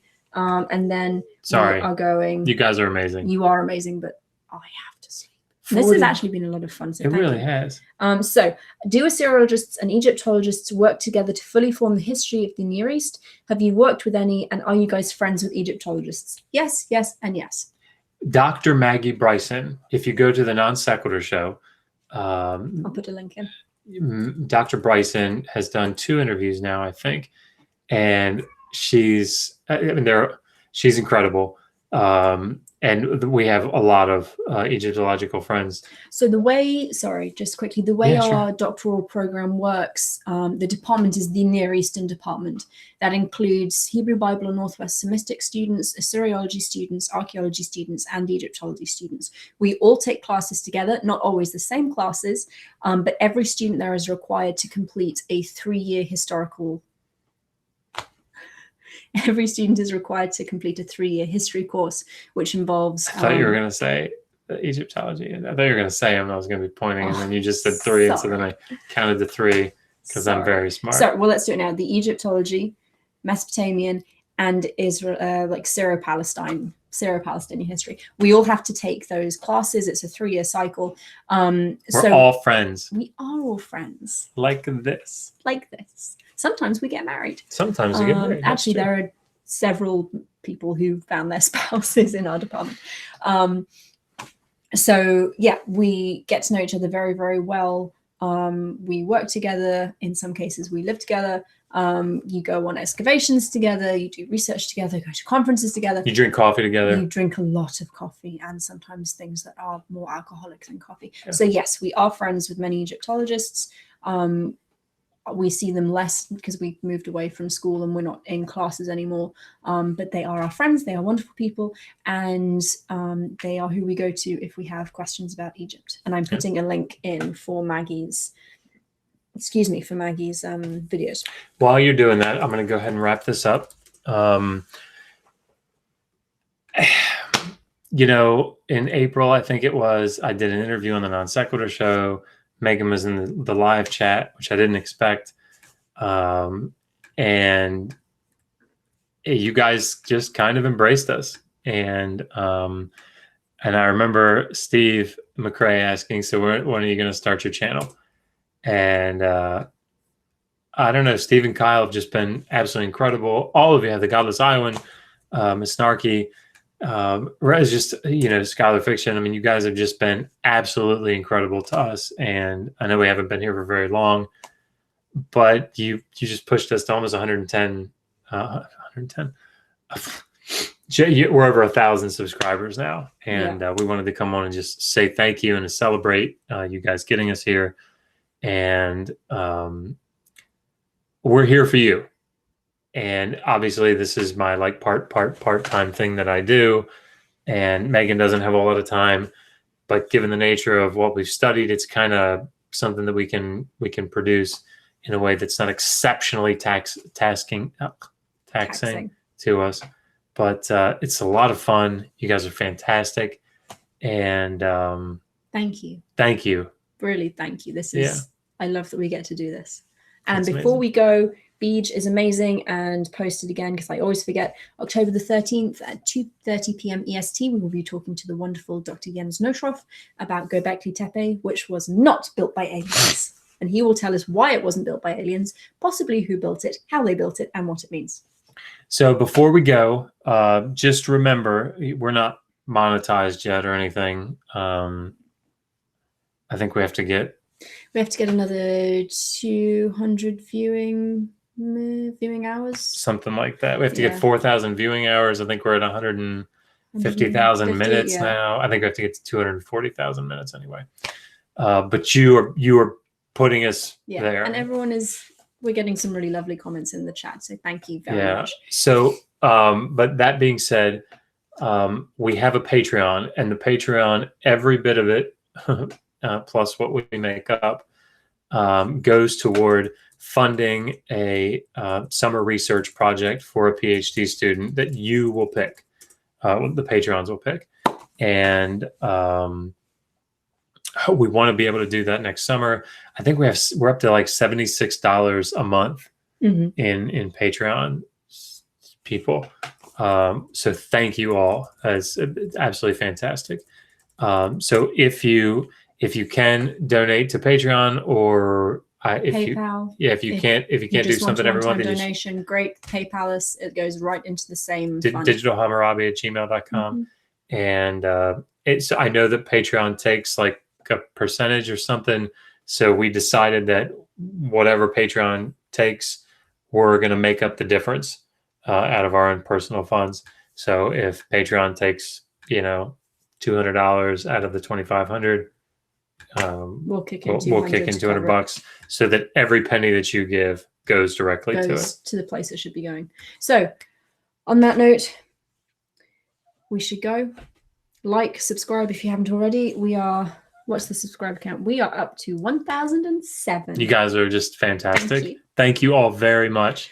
And check back for the next 1,000 subscriber stream, 2,000 subscribers. Josh will be in some kind of evening gown. That we promise. There will be hats.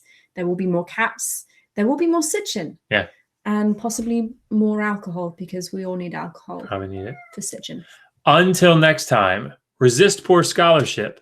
Always ask, how do you know that? Good night, guys. Night, everyone.